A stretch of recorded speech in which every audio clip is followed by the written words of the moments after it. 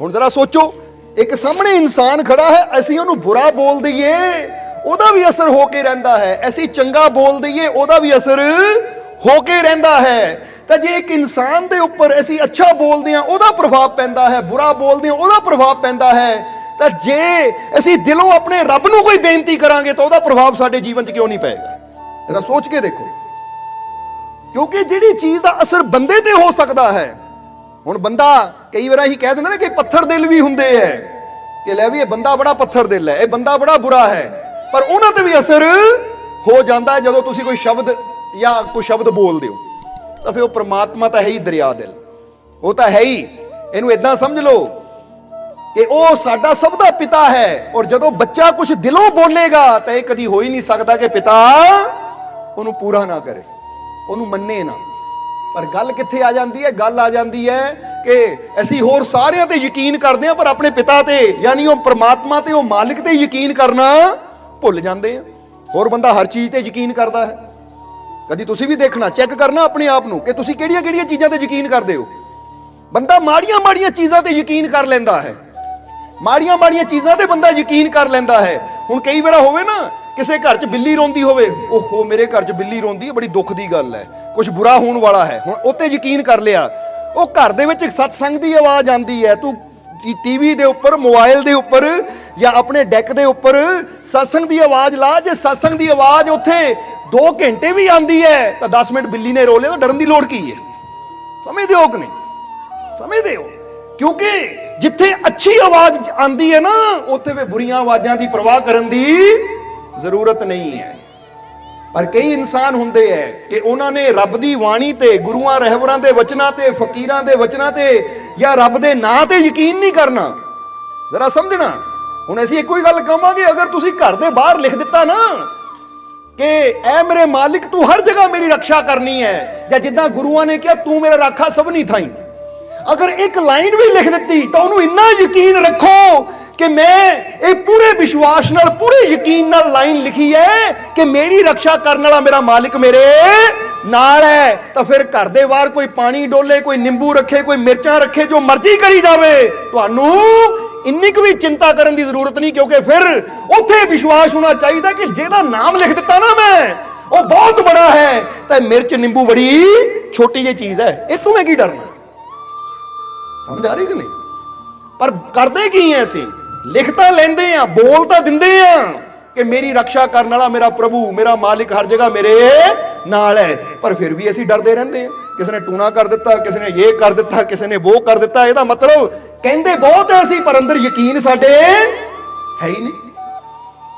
ਇਸ ਲਈ ਇੱਥੇ ਇੱਕ ਗੱਲ ਯਾਦ ਰੱਖਣੀ ਕਿ ਉਹ ਪ੍ਰਮਾਤਮਾ ਸਮਰੱਥ ਹੈ, ਉਹ ਮਾਲਿਕ, ਉਹ ਪ੍ਰਭੂ ਸਭ ਕੁਝ ਕਰਨ ਵਾਸਤੇ ਸਮਰੱਥ ਹੈ। ਉਹ ਨਾਮੁਮਕਿਨ ਨੂੰ ਵੀ ਮੁਮਕਿਨ ਕਰ ਦਿੰਦਾ ਹੈ, ਪਰ ਨਾਮੁਮਕਿਨ ਮੁਮਕਿਨ ਉਦੋਂ ਹੁੰਦਾ ਹੈ ਜਦੋਂ ਅਸੀਂ ਆਪਣੇ ਵਿਸ਼ਵਾਸ ਦੀ ਤਾਰ ਉਹਦੇ ਨਾਲ ਜੋੜਦੇ ਹਾਂ। ਜੇ ਅਸੀਂ ਉੱਤੇ ਯਕੀਨ ਹੀ ਨਾ ਕਰਾਂਗੇ, ਹੁਣ ਤੁਸੀਂ ਫਰਜ਼ ਕਰੋ ਇੱਕ ਪਲੱਗ ਅੰਦਰ ਕਰੰਟ ਜਿੰਨਾ ਮਰਜ਼ੀ ਹੋਵੇ, ਪਰ ਜੇ ਤਾਰ ਹੀ ਨਹੀਂ ਜੁੜੇਗੀ ਤਾਂ ਕਰੰਟ ਤੁਹਾਡੇ ਤੱਕ ਕਿੱਦਾਂ ਪਹੁੰਚੇਗਾ? ਸਮਝ ਆ ਰਹੀ ਕਿ ਨਹੀਂ? ਹੁਣ ਸਮਝ ਲਓ ਸਾਹਮਣੇ ਸਵਿਚ ਲੱਗਾ ਆ, ਜਿਹਦੇ ਪਾਵਰ ਹੈ, ਪਾਵਰ ਸਵਿਚ ਲੱਗਾ ਹੈ। ਹੁਣ ਤੁਸੀਂ ਪੱਖਾ ਚਲਾਣਾ ਹੈ, ਕੂਲਰ ਚਲਾਣਾ ਹੈ, ਏਸੀ ਚਲਾਣਾ ਹੈ। ਹੁਣ ਉੱਥੇ ਤਾਂ ਕਰੰਟ ਪੂਰਾ ਹੈ, ਪਰ ਉਹ ਏਸੀ ਪੱਖਾ ਕਦੋਂ ਚੱਲਣਾ? ਜਦੋਂ ਤੁਹਾਡੇ ਵੱਲੋਂ ਤਾਰ ਪਲੱਗ 'ਚ ਲੱਗੇਗੀ। ਤਾਂ ਜੇ ਹੁਣ ਤਾਰ ਹੀ ਨਾ ਬੰਦਾ ਲਾਵੇ ਔਰ ਬੈਠਾ ਕਹੀ ਜਾਵੇ ਏਸੀ ਨਹੀਂ ਚੱਲਦਾ, ਪੱਖਾ ਨਹੀਂ ਚੱਲਦਾ, ਕਾਹਦੀ ਬਿਜਲੀ? ਕੀ ਫਾਇਦਾ ਬਿਜਲੀ ਦਾ? ਕੀ ਫਾਇਦਾ ਇਲੈਕਟ੍ਰਿਸਿਟੀ ਦਾ? ਕੀ ਫਾਇਦਾ ਬਿਜਲੀ ਘਰ ਹੋਣ ਦਾ ਜੇ ਪੱਖਾ ਹੀ ਨਾ ਚੱਲੇ? ਤਾਂ ਕੋਈ ਕਹਿਣ ਵਾਲਾ ਭਾਈ ਬਿਜਲੀ ਦਾ ਬਹੁਤ ਫਾਇਦਾ, ਪਹਿਲਾਂ ਤੂੰ ਤਾਰ ਤਾਂ ਲਾ। ਕਮੀ ਤੇਰੇ ਵਿੱਚ ਆ, ਤਾਰਾਂ ਤੂੰ ਨਹੀਂ ਜੋੜਦਾ ਤਾਂ ਨੁਕਸ ਤੂੰ ਬਿਜਲੀ 'ਚ ਕੱਢੀ ਜਾਂਦਾ ਹੈ। ਅੱਜ ਬੰਦਾ ਵੀ ਕਹਿੰਦਾ ਹੈ ਕੀ ਹੈ ਰੱਬ? ਕਿੱਥੇ ਹੈ ਰੱਬ? ਕਿੱਥੇ ਹੈ ਪ੍ਰਮਾਤਮਾ? ਜੇ ਰੱਬ ਹੈ ਤਾਂ ਸਾਡੇ ਦੁੱਖ ਕਿਉਂ ਨਹੀਂ ਦੂਰ ਹੁੰਦੇ? ਪ੍ਰਮਾਤਮਾ ਹੈ ਤਾਂ ਸਾਡੇ ਜੀਵਨ 'ਚ ਖੁਸ਼ੀਆਂ ਕਿਉਂ ਨਹੀਂ ਆਉਂਦੀਆਂ?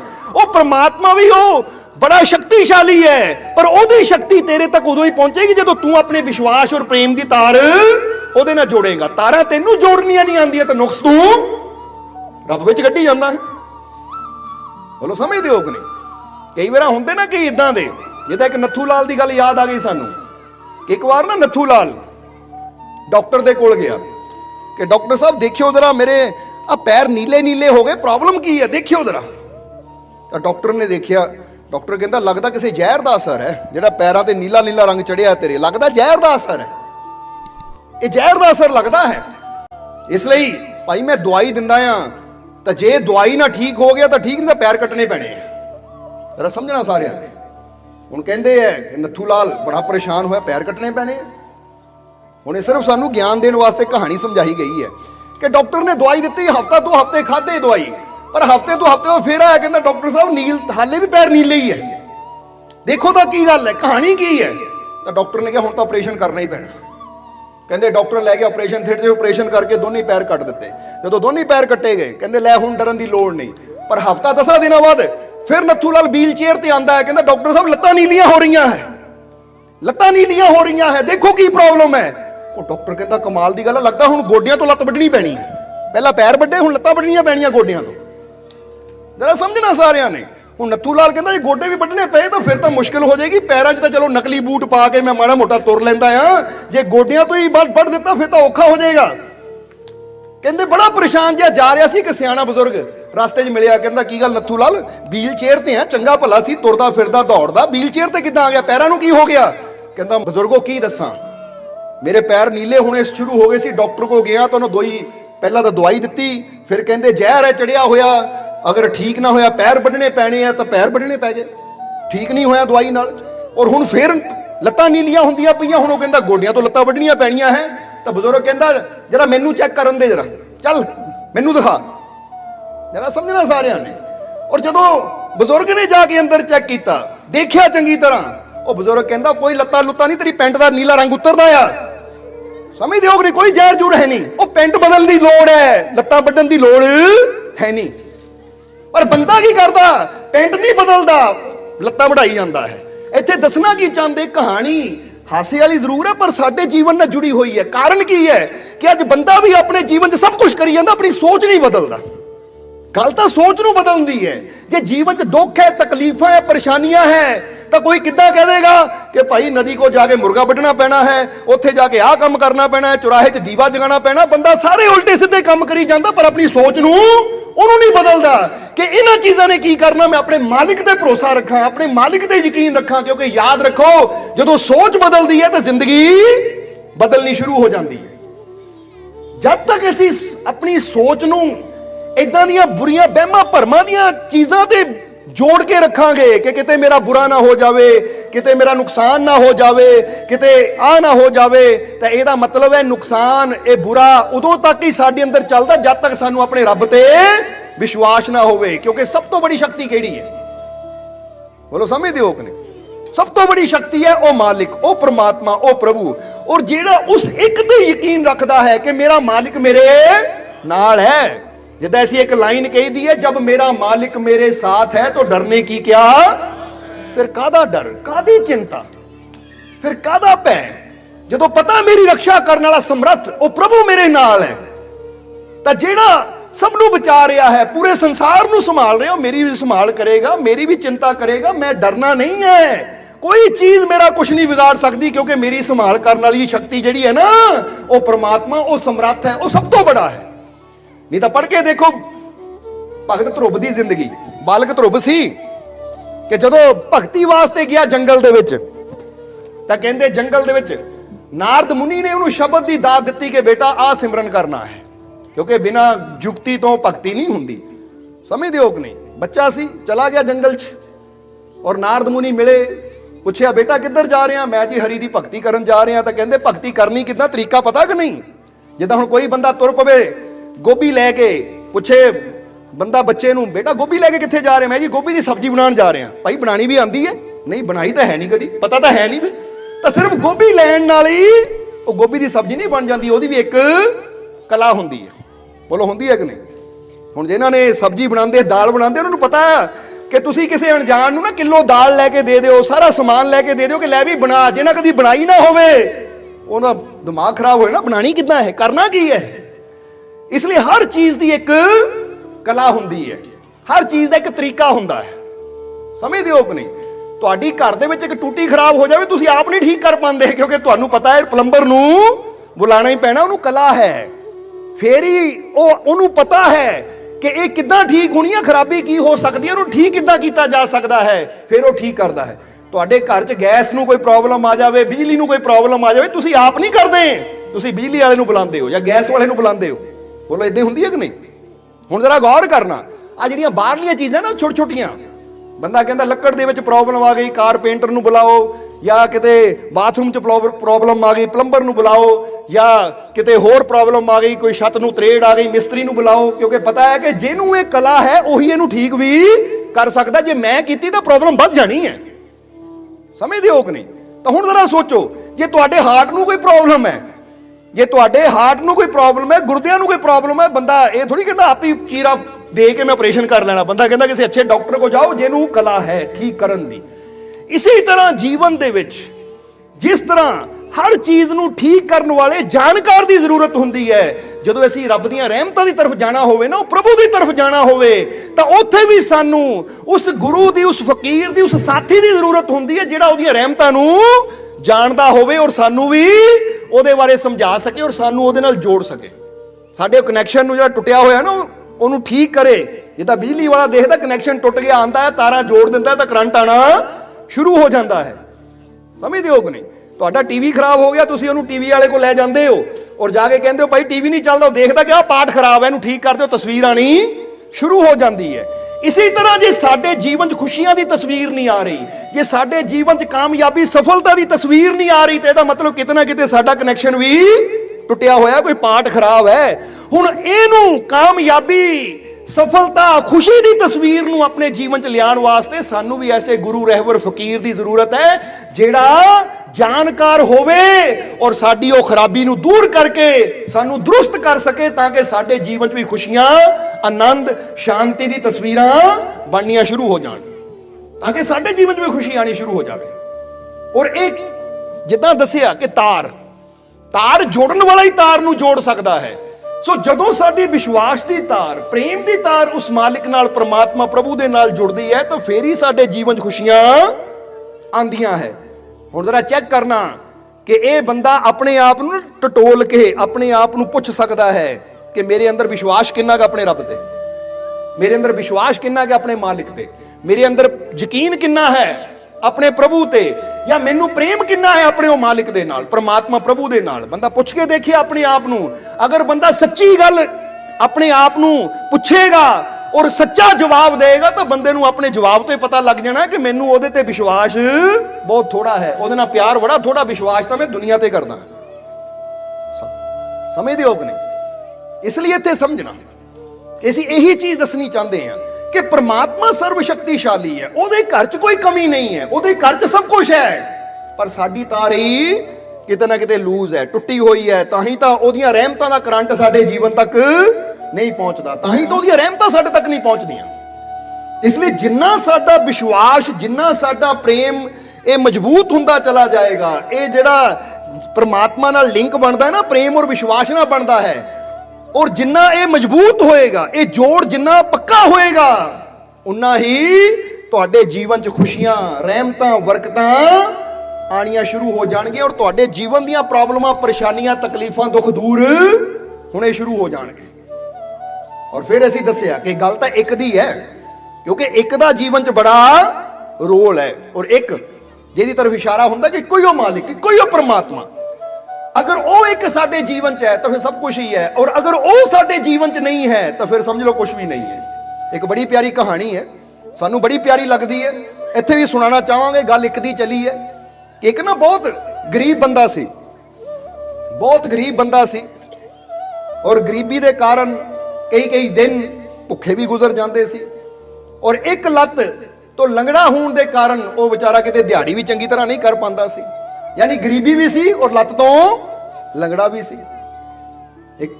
ਇੱਕ ਲੱਤ ਨਾ ਹੋਣ ਕਰਕੇ ਕੋਈ ਉਹਨੂੰ ਭਾਰਾ ਕੰਮ ਵੀ ਨਹੀਂ ਦਿੰਦਾ ਸੀ, ਤਰਸ ਖਾ ਕੇ ਕਿ ਭਾਈ ਤੂੰ ਭਾਰਾ ਕੰਮ ਕੀ ਕਰਨਾ, ਦਿਹਾੜੀ ਕੀ ਕਰਨੀ ਹੈ, ਤੂੰ ਆਪਣੇ ਪੈਰਾਂ ਤੇ ਤਾਂ ਚੰਗੀ ਤਰ੍ਹਾਂ ਖੜਾ ਨਹੀਂ ਹੋ ਸਕਦਾ। ਸੋ ਉਹਦੀ ਜ਼ਿੰਦਗੀ 'ਚ ਇਦਾਂ ਦੇ ਹਾਲਾਤ ਸੀ ਕਿ ਭੀਖ ਮੰਗਣਾ ਉਹਨੂੰ ਮਨਜ਼ੂਰ ਨਹੀਂ ਸੀ ਕਿ ਕਿਸੇ ਨੂੰ ਮੰਗ ਕੇ ਖਾਵਾਂ। ਇਹ ਤਾਂ ਕਈ ਹੁੰਦੇ ਨਾ ਕਿ ਉਹਨਾਂ ਦੀ ਲੱਤ ਨਾ ਹੋਵੇ, ਕੋਈ ਅੰਗ ਨਾ ਹੋਵੇ, ਤਾਂ ਉਹਦੇ ਸਹਾਰੇ ਉਹ ਲੋਕਾਂ ਨੂੰ ਕਹਿ ਕੇ ਕਿ ਮੈਂ ਲੰਗੜਾ ਹਾਂ, ਲਾਚਾਰ ਹਾਂ, ਮੈਂ ਕੰਮ ਨਹੀਂ ਕਰ ਸਕਦਾ, ਰੱਬ ਦੇ ਨਾਂ ਤੇ ਦੇ ਦਿਓ। ਪਰ ਉਹ ਇੰਨਾ ਆਪਣੇ ਆਪ ਨੂੰ, ਜਿੱਦਾਂ ਕਹਿ ਲਓ ਨਾ, ਕਈ ਬੰਦੇ ਇੰਨੇ ਹੁੰਦੇ ਐ ਕਿ ਉਹ ਮਰਨਾ ਪਸੰਦ ਕਰ ਲੈਂਦੇ ਪਰ ਕਿਸੇ ਅੱਗੇ ਹੱਥ ਅੱਡਣਾ ਪਸੰਦ ਨਹੀਂ ਕਰਦੇ। ਇੰਨਾ ਉਹਨਾਂ ਨੂੰ ਆਪਣੇ ਆਪ ਨਾਲ ਇੱਕ ਹੁੰਦਾ ਹੈ, ਖੁਦਾਰੀ ਹੁੰਦੀ ਹੈ ਇੱਕ ਇਨਸਾਨ ਦੇ ਅੰਦਰ। ਹੁਣ ਉਹ ਵੀ ਇਦਾਂ ਦਾ ਹੀ ਸੀ। ਉਹਨੇ ਰੱਬ ਨੂੰ ਬੇਨਤੀ ਕੀਤੀ ਕਿ ਐ ਪ੍ਰਮਾਤਮਾ, ਮੰਗਣਾ ਮੈਨੂੰ ਪਸੰਦ ਨਹੀਂ ਕਿ ਦੁਨੀਆ ਤੋਂ ਮੰਗਾ, ਔਰ ਸਰੀਰਕ ਤੌਰ ਤੇ ਮੈਂ ਲਾਚਾਰ ਹਾਂ, ਅਪਾਹਿਜ ਹਾਂ, ਦਿਹਾੜੀ ਮੈਨੂੰ ਕੋਈ ਦਿੰਦਾ ਨਹੀਂ, ਦੁਨੀਆ ਕੋਲੋਂ ਮੈਂ ਮੰਗਣਾ ਨਹੀਂ ਚਾਹੁੰਦਾ, ਪਰ ਤੇਰੇ ਕੋਲੋਂ ਮੰਗਦਿਆਂ ਕਾਹਦਾ ਸ਼ਰਮ ਪੜਦਾ, ਤੇ ਕੋ ਮੰਗਦਿਆਂ ਕਾਹਦੀ ਸ਼ਰਮ, ਇਸ ਲਈ ਐ ਮੇਰੇ ਮਾਲਿਕ ਤੂੰ ਮੇਰੇ ਰਿਜ਼ਕ ਦਾ ਕੋਈ ਪ੍ਰਬੰਧ ਕਰ ਦੇ, ਮੇਰੇ ਰਿਜ਼ਕ ਦਾ ਕੋਈ ਪ੍ਰਬੰਧ ਕਰ ਦੇ। ਔਰ ਇੱਕ ਗੱਲ ਹਮੇਸ਼ਾ ਯਾਦ ਰੱਖਣਾ, ਇਨਸਾਨ ਵੀ ਜੀਵਨ 'ਚ ਨਾ ਬੜੀ ਚਿੰਤਾ ਕਰਦਾ ਹੈ, ਬੜੀ ਟੈਨਸ਼ਨ ਲੈਂਦਾ ਹੈ, ਮੇਰਾ ਕੀ ਬਣੇਗਾ, ਮੇਰੇ ਰਿਜ਼ਕ ਦਾ ਕੀ ਬਣੇਗਾ, ਮੇਰੇ ਬੱਚਿਆਂ ਦਾ ਕੀ ਬਣੇਗਾ। ਹੁਣ ਜ਼ਰਾ ਸਮਝਣਾ ਸਾਰਿਆਂ ਨੇ, ਇਹ ਕਹਾਣੀ ਨੂੰ ਪੂਰਾ ਕਰੀਏ, ਉਸ ਤੋਂ ਬਾਅਦ ਇਹ ਦੱਸਾਂਗੇ ਕਿ ਬੰਦੇ ਨੂੰ ਇਹ ਚਿੰਤਾਵਾਂ, ਇਹ ਡਰ, ਇਹ ਫਿਕਰਾਂ ਕਿੱਦਾਂ ਖਤਮ ਕਰਦੀਆਂ ਹੈ। ਥੋੜਾ ਜਿਹਾ ਪਹਿਲਾਂ ਇਸ ਕਹਾਣੀ ਨੂੰ ਸਮਝ ਲਈਏ ਕਿ ਉਹ ਪ੍ਰਮਾਤਮਾ ਨੂੰ ਕਹਿਣ ਲੱਗਾ, ਹੇ ਪ੍ਰਮਾਤਮਾ, ਹੇ ਪ੍ਰਭੂ, ਦੁਨੀਆ ਕੋਲੋਂ ਮੈਂ ਮੰਗਣਾ ਨਹੀਂ, ਪਰ ਤੇਰੇ ਤੋਂ ਮੰਗਦਿਆਂ ਸੰਗਣਾ ਨਹੀਂ, ਇਸ ਲਈ ਮੇਰੇ ਰਿਜ਼ਕ ਦਾ ਪ੍ਰਬੰਧ ਕਰ ਦੇ ਤਾਂ ਕਿ ਮੈਨੂੰ ਕਿਸੇ ਕੇ ਹੱਥ ਨਾ ਅੜਨਾ ਪਵੇ। ਹੁਣ ਜਦੋਂ ਉਹਨੇ ਬੇਨਤੀ ਕੀਤੀ ਆਪਣੇ ਮਾਲਿਕ ਦੇ ਅੱਗੇ, ਪ੍ਰਮਾਤਮਾ ਪ੍ਰਭੂ ਦੇ ਅੱਗੇ, ਤਾਂ ਕੀ ਹੋਇਆ, ਉਹਦੀ ਕੱਖਾਂ ਦੀ ਕੁੱਲੀ ਹੁੰਦੀ ਸੀ। ਅਗਲਾ ਦਿਨ ਰਾਤ ਨੂੰ ਉਹਨਾਂ ਬੇਨਤੀ ਕੀਤੀ, ਅਗਲਾ ਦਿਨ ਚੜਿਆ ਤਾਂ ਸਵੇਰੇ ਉਹਦੇ ਦਰਵਾਜ਼ੇ ਤੇ ਦਸਤਕ ਹੋਈ। ਜਦੋਂ ਦਸਤਕ ਹੋਈ ਤਾਂ ਦਰਵਾਜ਼ਾ ਖੁੱਲਿਆ, ਦਰਵਾਜ਼ਾ ਖੋਲਿਆ ਤਾਂ ਕੀ ਦੇਖਿਆ, ਬਾਹਰ ਇੱਕ ਫਕੀਰ ਖੜਾ ਹੈ, ਬਾਹਰ ਇੱਕ ਫਕੀਰ ਖੜਾ ਹੈ, ਕਿਉਂਕਿ ਯਾਦ ਰੱਬ ਨੂੰ ਕੀਤਾ ਸੀ, ਪਰ ਪਹੁੰਚੇ ਫਕੀਰ। ਕਿਉਂਕਿ ਇਹ ਗੱਲ ਹਮੇਸ਼ਾ ਯਾਦ ਰੱਖੋ ਕਿ ਰੱਬ ਨੇ ਵੀ ਜਦੋਂ ਆਪਣੀ ਰਹਿਮਤ, ਆਪਣੀ ਬਖਸ਼ਿਸ਼, ਆਪਣੀ ਕਿਰਪਾ ਪੁਜਾਣੀ ਹੁੰਦੀ ਹੈ ਨਾ, ਉਹ ਆਪ ਨਹੀਂ ਆਂਦਾ, ਆਪਣੇ ਪਿਆਰਿਆਂ ਨੂੰ ਭੇਜਦਾ ਹੈ। ਹੁਣ ਤੁਸੀਂ ਕਈ ਵਾਰ ਐਪਲੀਕੇਸ਼ਨ ਲਿਖਦੇ ਹੋ ਰਾਸ਼ਟਰਪਤੀ ਨੂੰ, ਜਾਂ ਐਪਲੀਕੇਸ਼ਨ ਲਿਖਦੇ ਹੋ ਆਪਣੇ ਪਿੰਡ ਦੇ ਐਮਐਲਏ ਨੂੰ ਜਾਂ ਕਿਸੇ ਮੰਤਰੀ ਨੂੰ, ਤਾਂ ਉਹ ਆਪ ਥੋੜੀ ਆਂਦਾ ਠੀਕ ਕਰਨ ਵਾਸਤੇ, ਉਹ ਫੋਨ ਹੀ ਕਰਦਾ ਕਿ ਜਾਓ ਭਾਈ ਆਹ ਮਸਲਾ ਹੱਲ ਕਰਕੇ ਆਓ, ਹੁੰਦਾ ਕਿ ਨਹੀਂ, ਉਹ ਆਪ ਥੋੜੀ ਜਾਂਦਾ ਹੈ। ਇਸੇ ਤਰ੍ਹਾਂ ਪਤਾ ਹੈ ਕਿ ਉਹਦੇ ਬੰਦੇ ਆ ਗਏ ਆ, ਤੇ ਇਹਦਾ ਮਤਲਬ ਮੇਰੀ ਆਵਾਜ਼ ਉਹਦੇ ਤੱਕ ਪਹੁੰਚ ਗਈ ਹੈ, ਤਾਂ ਉਹਦੇ ਮੈਂਬਰ ਆ ਗਏ ਆ, ਹੁਣ ਮੇਰੀ ਮਸਲਾ ਵੀ ਹੱਲ ਹੋ ਜਾਏਗਾ। ਹੁਣ ਫਕੀਰ, ਗੁਰੂ ਰਹਿਬਰ ਇਹੀ ਤਾਂ ਹੈ ਜਿਹੜੇ ਰੱਬ ਦੀਆਂ ਰਹਿਮਤਾਂ ਨੂੰ, ਰੱਬ ਦੇ ਸੁਨੇਹਿਆਂ ਨੂੰ, ਰੱਬ ਦੇ ਸੰਦੇਸ਼ਾਂ ਨੂੰ ਸਾਡੇ ਤੱਕ ਲੈ ਕੇ ਆਉਂਦੇ। ਤਾਂ ਹੀ ਤਾਂ ਜਰਾ ਗੌਰ ਕਰਨਾ, ਰੱਬ ਦੇ ਪਿਆਰਿਆਂ ਨੂੰ ਪੈਗੰਬਰ ਵੀ ਕਿਹਾ ਜਾਂਦਾ ਹੈ। ਪੈਗੰਬਰ ਸਮਝਦੇ ਹੋ ਕਿ ਨਹੀਂ? ਪੈਗੰਬਰ ਦਾ ਮਤਲਬ ਹੀ ਹੈ ਪੈਗਾਮ ਦੇਣ ਵਾਲਾ। ਪੈਗਾਮ ਦਾ ਮਤਲਬ ਸਮਝਦੇ ਹੋ ਨਾ, ਜੋ ਰੱਬ ਦਾ ਪੈਗਾਮ ਹੈ, ਰੱਬ ਦਾ ਸੁਨੇਹਾ ਹੈ, ਰੱਬ ਦੀ ਆਵਾਜ਼ ਹੈ। ਕਿਉਂਕਿ ਪਤਾ ਹੈ ਕਿ ਰੱਬ ਦੀ ਆਵਾਜ਼ ਸਿੱਧੀ ਬੰਦਾ ਸੁਣ ਸਕੇ, ਬੰਦੇ ਕੋ ਇੰਨੀ ਤਾਕਤ ਨਹੀਂ ਹੈ, ਉਹ ਕੰਨ ਨਹੀਂ ਹੈ ਹਾਲੇ, ਕਿਉਂਕਿ ਹਾਲੇ ਤੱਕ ਆਹੀ ਕੰਨਾਂ ਨਾਲ ਬੰਦਾ ਸੁਣਦਾ ਹੈ ਜਿਹਦੇ ਨਾਲ ਦੁਨੀਆ ਦੀਆਂ ਗੱਲਾਂ ਹੀ ਸੁਣਦੀਆਂ ਹੈ। ਪਰ ਜਦੋਂ ਅੰਦਰਲੇ ਕੰਨ ਖੁੱਲਦੇ ਹੈ ਤਾਂ ਫਿਰ ਇਨਸਾਨ ਨੂੰ ਰੱਬ ਦੀ ਆਵਾਜ਼ ਸੁਣਾਈ ਦਿੰਦੀ ਹੈ। ਜਦੋਂ ਅੰਦਰਲੀ ਗਿਆਨ ਦੀ ਅੱਖ ਖੁੱਲਦੀ ਹੈ, ਜਿਹਨੂੰ ਗਿਆਨ ਚਕਸ਼ੂ ਕਿਹਾ ਜਾਂਦਾ ਹੈ, ਤਾਂ ਫਿਰ ਇਨਸਾਨ ਇਹ ਦੁਨੀਆ ਨੂੰ ਬਣਾਉਣ ਵਾਲੇ ਉਹ ਪਰਮਾਨੰਦ ਨੂੰ ਮਹਿਸੂਸ ਕਰਦਾ ਹੈ, ਦੇਖਦਾ ਹੈ। ਇਸ ਲਈ ਰੱਬ ਦੇ ਪਿਆਰੇ ਜਰਾ ਗੌਰ ਕਰਨਾ, ਉਹ ਜਦ ਵੀ ਸਾਡੇ ਤੱਕ ਆਉਂਦੇ ਆ ਤਾਂ ਇਹਦਾ ਮਤਲਬ ਇਹ ਸਮਝ ਲਓ ਕਿ ਅਸੀਂ ਜਿਹੜੀਆਂ ਫਰਿਆਦਾਂ ਕੀਤੀਆਂ ਸੀ, ਦੁਆਵਾਂ ਕੀਤੀਆਂ ਸੀ, ਅਰਦਾਸਾਂ ਕੀਤੀਆਂ ਸੀ, ਜੇ ਹੁਣ ਫਕੀਰ, ਫਕਰ, ਸੰਤ, ਗੁਰੂ ਰਹਿਬਰ ਸਾਡੇ ਜੀਵਨ ਚ ਆਏ ਆ ਤਾਂ ਕਿਤੇ ਨਾ ਕਿਤੇ ਸਾਡੀਆਂ ਫਰਿਆਦਾਂ ਰੱਬ ਨੇ ਸੁਣੀਆਂ ਹੈ, ਤਾਂ ਹੀ ਉਹਨਾਂ ਨੂੰ ਪੂਰਾ ਕਰਨ ਵਾਸਤੇ ਫਕੀਰਾਂ ਨੂੰ ਭੇਜਿਆ ਹੈ। ਪਰ ਉੱਥੇ ਵਿਸ਼ਵਾਸ ਕਰਨਾ ਬੰਦੇ ਦਾ ਕੰਮ ਹੁੰਦਾ ਹੈ। ਚਲੋ ਸਮਝਦੇ ਹੋ ਕਿ ਨਹੀਂ? ਹੁਣ ਫਰਜ਼ ਕਰੋ ਤੁਸੀਂ ਕਹੋ ਪ੍ਰਮਾਤਮਾ ਗਰਮੀ ਬੜੀ ਆ, ਮੀਂਹ ਪਵਾ ਦੇ, ਬਰਸਾਤ ਹੋਣੀ ਚਾਹੀਦੀ ਹੈ, ਤਾਂ ਹੁਣ ਕੀ ਰੱਬ ਨੇ ਬਾਲਟੀ ਲੈ ਕੇ ਆਣਾ ਪਾਣੀ ਡੋਲਣ? ਜਰਾ ਗੌਰ ਕਰਨਾ ਕਿ ਲੈ ਤੂੰ ਮੰਗਿਆ ਸੀ ਤਾਂ ਮੈਂ ਆ ਗਿਆ। ਨਹੀਂ, ਰੱਬ ਨੇ ਕਿਹਦੀ ਡਿਊਟੀ ਲਾਣੀ ਹੈ? ਬਾਦਲਾਂ ਦੀ। ਬਾਦਲਾਂ ਨੇ ਆਣਾ ਹੈ, ਬਰਸਾਤ ਹੋ ਜਾਣੀ ਹੈ, ਔਰ ਬੰਦੇ ਦੀ ਸਾਰੀ ਪਿਆਸ, ਸਾਰੀ ਤਪਨ ਖਤਮ ਹੋ ਜਾਣੀ ਹੈ, ਔਰ ਬੰਦੇ ਦੇ ਜੀਵਨ 'ਚ ਠੰਡੀਆਂ ਹਵਾਵਾਂ ਆ ਜਾਣੀਆਂ, ਧਰਤੀ ਤਰੋ ਤਾਜ਼ਾ ਹੋ ਜਾਣੀ ਹੈ। ਅਰਦਾਸ ਰੱਬ ਅੱਗੇ ਕੀਤੀ ਤਾਂ ਬਰਸੇ ਬਾਦਲ। ਹੁਣ ਇਹਦਾ ਮਤਲਬ ਹੈ ਅਰਦਾਸ ਅਸੀਂ ਰੱਬ ਅੱਗੇ ਕਰਦੇ ਆ ਤਾਂ ਰੱਬ ਜਰੀਆ ਬਣਾਉਂਦਾ ਆ ਉਹਨਾਂ ਬਾਦਲਾਂ ਨੂੰ ਬਰਸਾਤ ਵਾਸਤੇ। ਇਸੇ ਤਰ੍ਹਾਂ ਆਪਣੇ ਦੁੱਖਾਂ ਪਰੇਸ਼ਾਨੀਆਂ ਨੂੰ ਦੂਰ ਕਰਨ ਵਾਸਤੇ ਅਰਦਾਸ, ਬੇਨਤੀ, ਦੁਆ ਅਸੀਂ ਰੱਬ ਅੱਗੇ ਕਰਦੇ ਆ, ਪਰ ਰੱਬ ਜਰੀਆ ਬਣਾਉਂਦਾ ਸੰਤਾਂ ਫਕੀਰਾਂ ਨੂੰ ਇਹ ਦੁਨੀਆ ਤੇ ਆ ਕੇ ਸਾਡੀਆਂ ਖਾਲੀ ਝੋਲੀਆਂ ਭਰਨ ਨੂੰ, ਸਾਡੇ ਦੁੱਖਾਂ ਨੂੰ ਦੂਰ ਕਰਨ ਨੂੰ ਜਰੀਆ ਬਣਾਉਂਦਾ ਉਹਨਾਂ ਨੂੰ ਕਿ ਇਹ ਜਰੀਆ ਹੈ। ਕਿਉਂਕਿ ਹਰ ਚੀਜ਼, ਹੁਣ ਤੁਸੀਂ ਆਪ ਦੇਖੋ ਕਿ ਫਲਾਂ ਤੋਂ ਸਵਾਦ ਮਿਲਦਾ ਹੈ, ਇਹ ਸਵਾਦ ਭਰਨ ਵਾਲਾ ਉਹ ਪਰਮਾਤਮਾ ਹੈ। ਜਰੀਆ ਕੌਣ ਹੈ? ਇਹ ਫਲ। ਬੋਲੋ ਹੈ ਕਿ ਨਹੀਂ? ਅਸੀਂ ਗੰਨੇ ਚੋਂ ਰਸ ਲੈਂਦੇ ਆ, ਹੁਣ ਇਹ ਰਸ ਗੰਨੇ 'ਚ ਆਪਣੇ ਆਪ ਨਹੀਂ ਆ ਜਾਂਦੀ, ਇਹ ਰਸ ਭਰਨ ਵਾਲੀ ਵੀ ਇੱਕ ਸ਼ਕਤੀ ਹੈ। ਬੋਲੋ ਸਮਝਦੇ ਹੋ ਕਿ ਨਹੀਂ?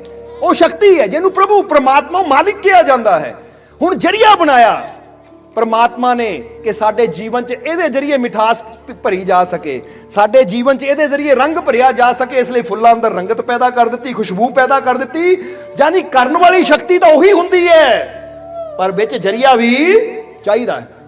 हुण फर्ज करो तुसीं रब नूं कहो रब्बा मैनूं मिठास दे, मैनूं मिठास दे, तो फिर रब ने की कहना? रब ने आप आना है मिठा पान मूँह च? नहीं, रब ने कहना इन्नियां चीज़ां मैं मिठियां पैदा कीतियां, गन्ना, गुड़, शक्कर, मिश्री, खंड, ये सारियां मेरियां ही बनाइयां चीज़ां है। जे तैनूं मिठास चाहिए चला जा, क्योंकि जरिया इनू बनाया मैं।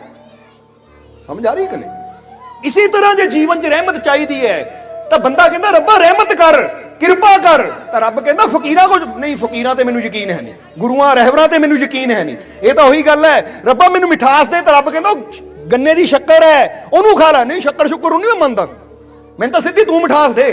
तो रब ने कहना भाई किद्दां देवां, मैं पैदा की है मिठास, ले ला उत्थों जाके, नहीं लैनी तो भुखा मर। समझ आ रही साडी गल? अज बंदा भी कहता मैं फकीरां ते यकीन नहीं करता, मैं संतां गुरुआं रहबरां ते यकीन नहीं करता, मैं तो सीधी उधरों किरपा चाहिए है।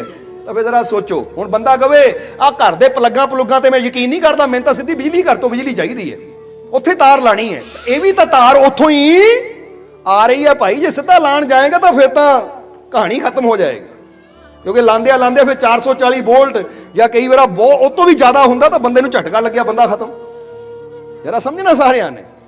इसलिए कहा जाता है कि गुरु रहबर संत फकीर भी साडे जीवन च मिठास नूं, साडी फिक्की जिंदगी नूं मिठास देनी आंदे है, साडी बेरंगी जिंदगी नूं रंग देनी आंदे है। पर विश्वास सानू करना पैना है, यकीन सानू करना पैना है कि जे मैं फकीरां गुरुआं रहबरां तक पहुंचा हां तो ये प्रभु की ही कृपा है जिहड़ी इन्हां दे जरिए मेरे तक पहुंचनी है। मैनू विश्वास है, मैनू विश्वास है हुण कि मेरे दुख जरूर दूर होणगे, मेरियां झोलियां खुशियां नाल जरूर भरनगियां, मैनू अपने मालिक दी प्रभु की कृपा जरूर हासिल होएगी।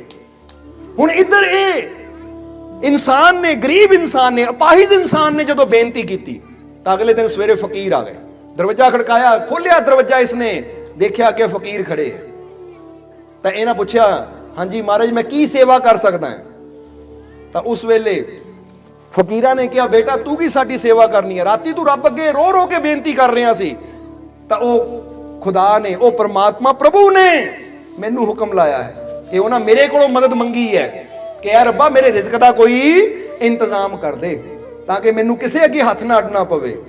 उन्होंने शर्म आती है दुनिया अगे हथ अड्डने नूं, और विश्वास नाल मेरे अगे हथ अड्डिया है, तो इसलिए मैनू रब ने भेजा कि लै बेटा तेरे रिज़्क का इंतजाम करन आया। कह के फकीर ने एक कागज दिता उसनूं, और कागज उपर एक लिखिया, अपनी कलम दे नाल एक लिखिया, और उन्होंने कहा कागज नूं ना पूड़ी बना के अपने रात नूं सौण लगे सराणे रख लिया करी, जदों सवेर होएगी पूड़ी खोलेगा विचों 1 रुपया निकलिया करेगा, उन्हें अपना गुजारा करी। पर दाता देण वाले नूं याद रखी, हंकार ना करी, भुल्ली ना अपने दाते नूं। कहंदे ना सो क्यों बिसरे जिन सब कुछ दिया, कदी भी वो दाता ना बिसरे जेड़ा सानू जिंदगी देण वाला है, जीवन देण वाला है। सानू आ देखो दिल धड़क रहा ने, कौन देण वाला है? ये अखां देख रही है, कान सुन रहे हैं, जुबान बोल रही है, कौन देण वाला है? बंदे नूं तां पता भी नहीं कि मां दे गर्भ च की कुछ बन रहा सी, समझदे हो कि नहीं? ये सब कुछ देण वाला वो दाता है, इसलिए दाते ते विश्वास रखना है, अपने मालिक ते यकीन रखना है। सो फकीरां ने भी किया बेटा दातां दी कमी नहीं आएगी, पर कदी दाते नूं भुल्ली ना, शुक्र करी ओदा हरदम। कह के फकीर चले गए। हुण उन्हें एक कागज का टुकड़ा देखा, एक लिखिया तो है, पर मन नूं विश्वास ना होवे कि ये तो साधारण जिहा कागज है, इस चों 1 रुपया किदां निकलेगा। पर फिर भी फकीरां ने है कि 2 चीज़ां हो सकदियां सी। पहली चीज़ ये हो सकती सी कि वो कहंदा ये कोई पागल फकीर लगता है जिहड़ा कागज ते एक लिख के, जिदा सिर्फ एक ही लिखिया 1, एक दी लकीर पा दी, जिदा बंदा ना 1 2 3, एक लिखिया और कागज फड़ाता कि लै। हुण पहली गल की हो सकती सी कि लै कोई पागल फकीर लगता है, कागज ते एक लिख के मैनू दे गया, कहता लै इनू रख, ये 1 रुपया मिलिया करेगा। दस कदी इदां भी मिलते हैं, कदी कागजां चों भी रुपए निकलते हैं। ये कोई पागल लगता है और चाहता तो कागज नूं तोड़ मरोड़ के पाड़ पूड़ के सिट दिंदा। अगर सिट दिंदा तो इसदा मतलब इनू फकीरां दे वचनां ते विश्वास नहीं है, फकीरां दे वचनां ते यकीन नहीं है। और जे फकीरां दे वचनां ते यकीन नहीं है, विश्वास नहीं है, तो फिर इहदा मतलब है वो एडी वड्डी रहमत इहने गवा लैनी सी जिहड़ी कि इहनूं बड़ी आसानी नाल मिल रही सी। हुण दूजा काम हो सकदा सी, दूजा की कि उहनूं पकड़दा और जे फकीरां ने कहा है कि ठीक है भाई रात नूं सराहने रख के सोना है, सवेर नूं खुलेगा तो 1 रुपया निकलेगा, कि चलो बई मैनूं यकीन है मैं करके देखना है। हुण जदों विश्वास है मैं करके देखना है तो इहदा मतलब है हुण ओह रहमत नूं संभाल लिया। हुण कई बार बंदा वो रब रहमतां तां दिंदा है, किरपा तां करदा है, पर बंदा पहलियां चों हुंदा है। पहलियां दा मतलब है वो विश्वास करदे नहीं, कहंदे लै बचना ना की होना है, बोलां नाल की होना है। ये याद रखो। ताही एक बड़ा प्यारा सूफी फकीर ने, शायर ने एक लिखिया है कि जो बात दवा से बन ना सके वो बात दुआ से होती है, जब कामिल मुर्शिद मिलता है तब बात खुदा से होती है। वो कहते कई बार ऐसी महंगिया महंगिया दवाइयां, कैप्सूल, गोलियां, इंजैक्शन तक करा के देख लेंदे आ, पर गल नहीं बनती। पर जदों फकरां फकीरां दी जुबान तो बाक मिल जाता है, बोल मिल जाते हैं, वचन मिल जाते हैं, तो नामुमकिन भी मुमकिन हो जाता है। जरा समझना सारिਆਂ ने। हुण गल तां यकीन दी है, गल तां विश्वास दी है। ताही तां कहंदे ना कि साधु बोले सहज सुभाव, साधु का बोला था ना जाओ, या संत वचन पलटे नहीं पलट जाए ब्रह्मंड। हुण बहुत सोच विचार के गुरुआं रहबरां फकीरां ने ਇਹ ਸ਼ਲੋਕ, ਇਹ ਸ਼ਬਦਾਂ ਦਾ ਉਚਾਰਨ ਕੀਤਾ ਹੈ। ਉਹ ਕਹਿੰਦੇ ਵਿਸ਼ਵਾਸ ਰੱਖ, ਕਿਉਂਕਿ ਸੰਤਾਂ ਦੇ ਵਚਨ ਜੇ ਤੂੰ ਵਿਸ਼ਵਾਸ ਕਰਦਾ ਆ ਤਾਂ ਯਾਦ ਰੱਖ ਇਹ ਸੰਤਾਂ ਦੇ ਵਚਨ ਪ੍ਰਭੂ ਨਾਲ ਜੁੜੇ ਹੋਏ ਹੁੰਦੇ ਆ, ਔਰ ਪ੍ਰਭੂ ਦੇ ਘਰ ਦੇ ਵਿੱਚ ਅਸੰਭਵ ਵੀ ਸੰਭਵ ਹੋ ਸਕਦਾ ਹੈ, ਕਿਉਂਕਿ ਐਡਾ ਸ਼ਕਤੀਸ਼ਾਲੀ ਸਮਰੱਥ ਹੈ ਉਹ। ਪਰ ਜਿੱਦਾਂ ਗੁਰਬਾਣੀ ਕਹਿੰਦੀ ਨਾ ਤੂੰ ਸਮਰੱਥ ਵੱਡਾ ਮੇਰੀ ਮੱਤ ਥੋੜੀ ਰਾਮ। ਉਹ ਕਹਿੰਦੇ ਕੀ ਕਰੀਏ, ਉਹ ਤਾਂ ਸਮਰੱਥ ਹੈ, ਪਰ ਬੰਦੇ ਦੀ ਮੱਤ ਇੰਨੀ ਥੋੜੀ ਹੈ ਕਿ ਬੰਦੇ ਦੀ ਮੱਤ ਵਿਸ਼ਵਾਸ ਹੀ ਨਹੀਂ ਕਰ ਪਾਉਂਦੀ। ਬੰਦੇ ਦੀ ਮੱਤ ਯਾਨੀ ਅਕਲ ਯਕੀਨ ਹੀ ਨਹੀਂ ਕਰ ਪਾਉਂਦੀ ਕਿ ਬਚਣਾ ਨਾ ਕੀ ਹੋਏਗਾ। ਪਰ ਇਹ ਬੰਦਾ ਭੁੱਲ ਜਾਂਦਾ ਹੈ ਕਿ ਸ਼ਬਦੇ ਧਰਤੀ ਸ਼ਬਦੇ ਆਕਾਸ਼। ਜੇ ਧਰਤੀ ਬਣੀ ਤਾਂ ਵੀ ਸ਼ਬਦ ਤੋਂ ਹੀ ਬਣੀ, ਬਚਨਾਂ ਨਾਲ ਹੀ ਬਣੀ, ਕਿਉਂਕਿ ਰੱਬ ਨੇ ਕਿਹਾ ਹੋ ਜਾ ਤਾਂ ਹੋ ਗਈ। ਬੋਲੋ ਸਮਝਦੇ ਹੋ ਕਿ ਨਹੀਂ? ਇਹ ਸੋਚੋ ਜ਼ਰਾ। ਚਾਹੇ ਅਸੀਂ ਕੁਰਾਨ ਪੜ੍ਹ ਲਈਏ, ਚਾਹੇ ਅਸੀਂ ਜਿੱਦਾਂ ਤੁਸੀਂ ਦੇਖਦੇ ਹੋ ਨਾ ਧਾਰਮਿਕ ਗ੍ਰੰਥ ਦੁਨੀਆ ਤੇ ਬਹੁਤ ਹੈ, ਪਰ ਇੱਥੇ 4 ਗ੍ਰੰਥਾਂ ਦੇ ਬਾਰੇ ਦੱਸਾਂਗੇ ਅਸੀਂ ਕਿ ਚਾਹੇ ਅਸੀਂ ਕੁਰਾਨ ਪੜ੍ਹ ਲਈਏ, चाहे बाइबल पढ़ लीए, या गुरुआं दी बाणी पढ़ लीए, या गीता पढ़ लीए, अगर इन्हां 4 अलग अलग धार्मिक पवित्र ग्रंथां नूं असीं इहदा सार देखीए ना, गल सारियां च इक्को ही समझाई है। समझदे हो कि नहीं? की समझाया गया, यही चीज दसी गई है। क्योंकि बाइबल भी कहती है कि सब तो पहला शब्द सी, और शब्द ईश्वर दे कोल सी, और शब्द तो ही सारी सृष्टि की रचना हुई। और गुरबाणी भी की कहती है शब्दे धरती शब्दे आकाश, शब्दे शब्द भया प्रकाश।